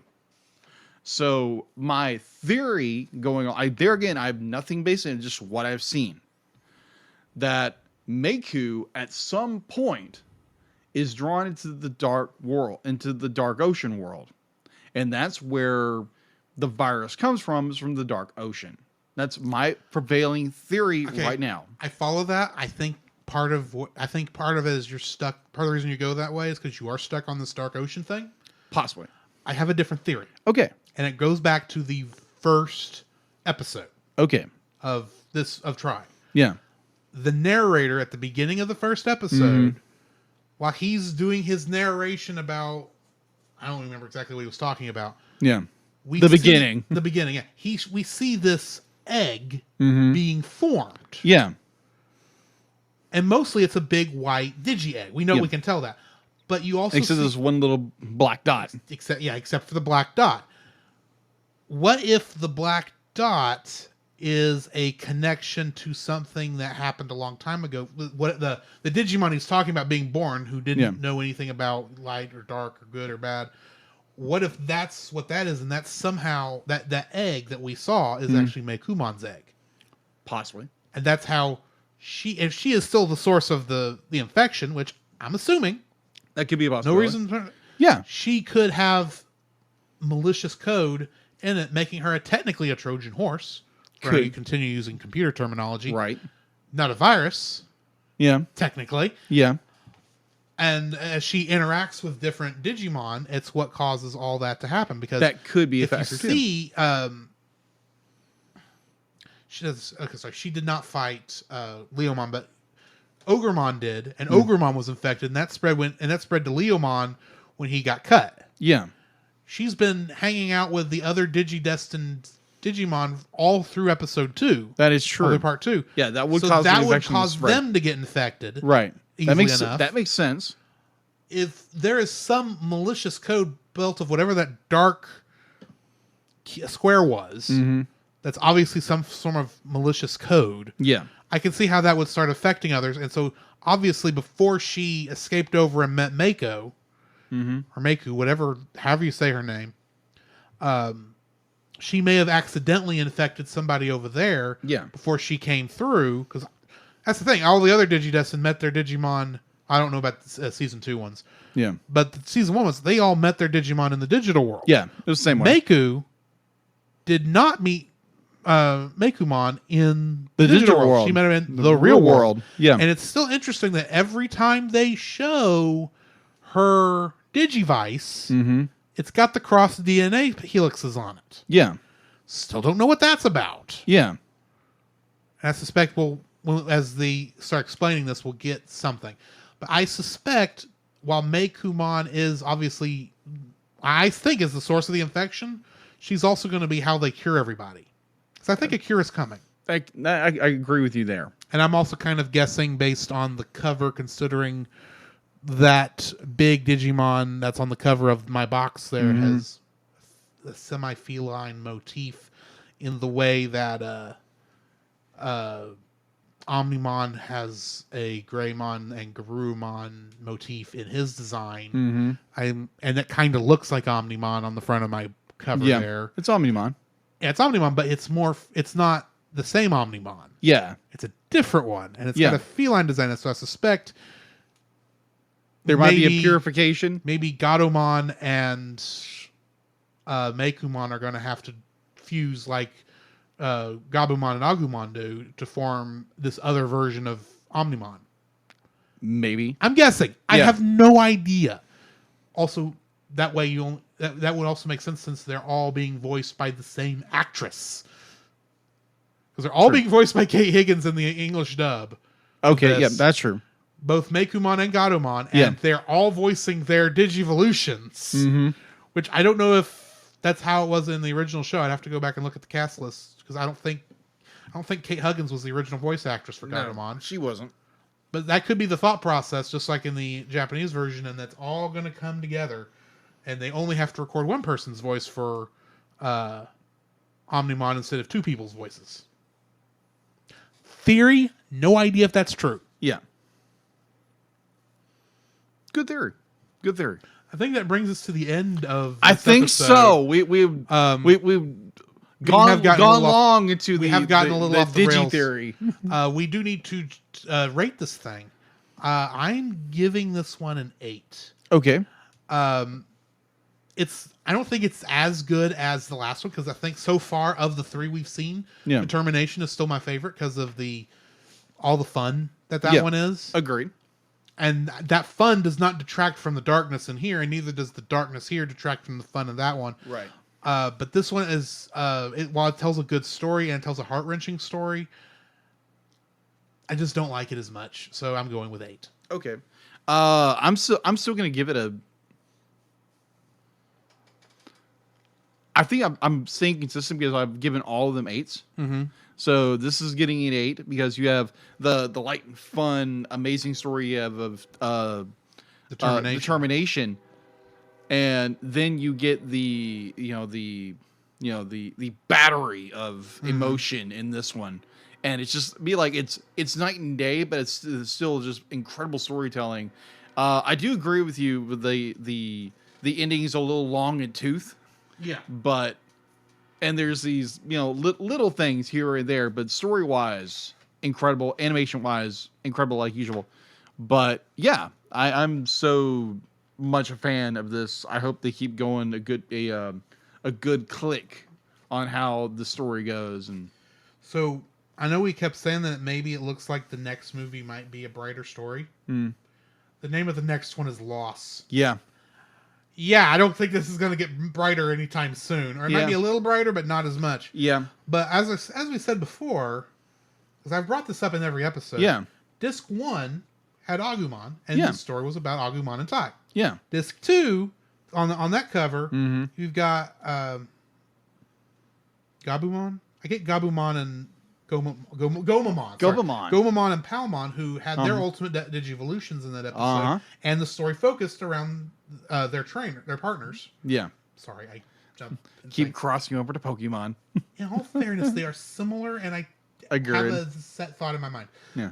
The cover for the one we just did, Confession, is a picture of Patamon and TK. Mm-hmm. And it's also out of motif with the rest of them, which bugs the ever-living crap out of me, but I'm going to move on. Right. Lost has Biomon. Mm-hmm. Sora is... Yes. Sora is going to... I have a feeling is going to be the main person in the next That's what I'm thinking. And then it's 5 that's got Gatomon and Meikumon on it. Oh, okay. Coexistence. Yeah, crap. But I got a feeling where that goes. But the last one, Future, has just got Gatomon on it. Gatomon. So yeah, interesting. Yeah. So stay tuned. Stay tuned in that. So speaking of the movie we are reviewing is Digimon Adventure, Sure, try, loss. So there again, if you want to go watch that ahead of time, Feel free. We will catch up with you we'll catch up with before you. next Tuesday Exactly. when we record these. And I can't get the stupid sleeve to go back over the case. There you go. There we go. I had to go the other direction. Our trivia question for next week. Normally, I base a trivia question on the movie coming up from a quick bit of research. Did not do that this time because I saw something in this that I thought was very interesting, and I had to do a little bit of research to find out what was going on. Okay. You are aware, I'm assuming, that nearly every Digimon name in the franchise is the same both in Japan and in the West, right? I believe so, yeah. Nearly every one of them. Because in most cases, because they all end in Mon, they can easily copyright any name they come up with. Right. Unlike Pokemon, which has, they don't have this nomenclature. Yeah.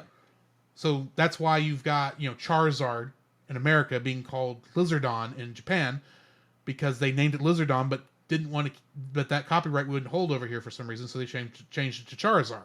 In case you didn't know. Plus, Lizardon is a horrible name for a Pokemon, in my opinion. But there is apparently at least one that I saw in the movie we just watched who has a different name in Japan. And they did not fix it in the American localization. Really? It's in the audio, but not on screen. Really? And that's Mega Kabuterimon. Really? Yeah. Because I was watching and they're showing the Digivolution from Tentomon to, from Kabuterimon to Mega Kabuterimon. Yeah. It shows the name go across. That is not, Mega Kabuterimon is not the name that shows up. That's right, yeah. My question is, what is the Japanese name for Mega Kabuterimon? Good point. Have fun. And I do have to specifically say the red one, because apparently there are two different colors. But Izzy's Mega Kabuterimon is the red one. That's right. Because the other ones, I think, is purple? It's blue. It's blue, that's Officially, the color is blue. It is more of a bluish purple with the blue with purple accents. Yeah. But yeah, this is the red one. Yeah. So yeah, it does have a different name. Also, interestingly enough, in the Japanese version, while there is a localization to Hercules Kabuterimon, it's essentially the same thing. It's just in Japan, it's like Heraclesio. It's the Japanese pronunciation of Hercules. But I can't actually say it right now without the word in front of me. I got you. But that Kabuterimon. But it's close enough. And most of the times when there is a quote unquote change, it's changing the lettering to match the pronunciation used, even though it's the same thing. Right. But not with Mega Kabuterimon. So yeah, I will post that question tomorrow morning. All right. For those of you who are watching live, that will be Wednesday morning. So keep an eye out for that. And other than that, can you think of anything before we end this thing? No. So in the meantime, this has been Drew. This is Jacob. And that's Deedlit. And we will catch you in the next frame. Come, Jacob. We must prepare for next week. Prepare for what, Drew? The same thing we do every week, Jacob. Record a podcast. Oh, boy. So where can they find you, Jacob? You can find me on Facebook at Jacob B. Heron, also on Facebook at Jacob's Daily Art Corner, where I try to draw each and every day. I don't get to it as often as I like, but join me there. Also, you can find me on Instagram at Jacob B. Heron, on Twitter at Jacob Heron, and Letterboxd at Jacob Heron. So where can they find you, Drew? You can also follow me on Letterboxd at GGeorge759, Facebook as Drew Dodgen, my Facebook page where you can see pictures I've taken at Drew's Photo Bin. You can also follow me on Twitter at GGeorge759. You can email us at thecellcastpodcast@gmail.com. You can also follow us on Twitter at cast_cell. You can follow us on Twitch at twitch.tv/thecellcastgaming. You can also follow us on YouTube at Cellcast, Listen to our podcast on Apple Podcasts, Google Play Podcasts, Stitcher, Spotify, and your favorite podcast directory. You can also listen to us on the Movie of the Week podcast with Jim Heron, where we talk about live action movies. And remember, Cell is a single L.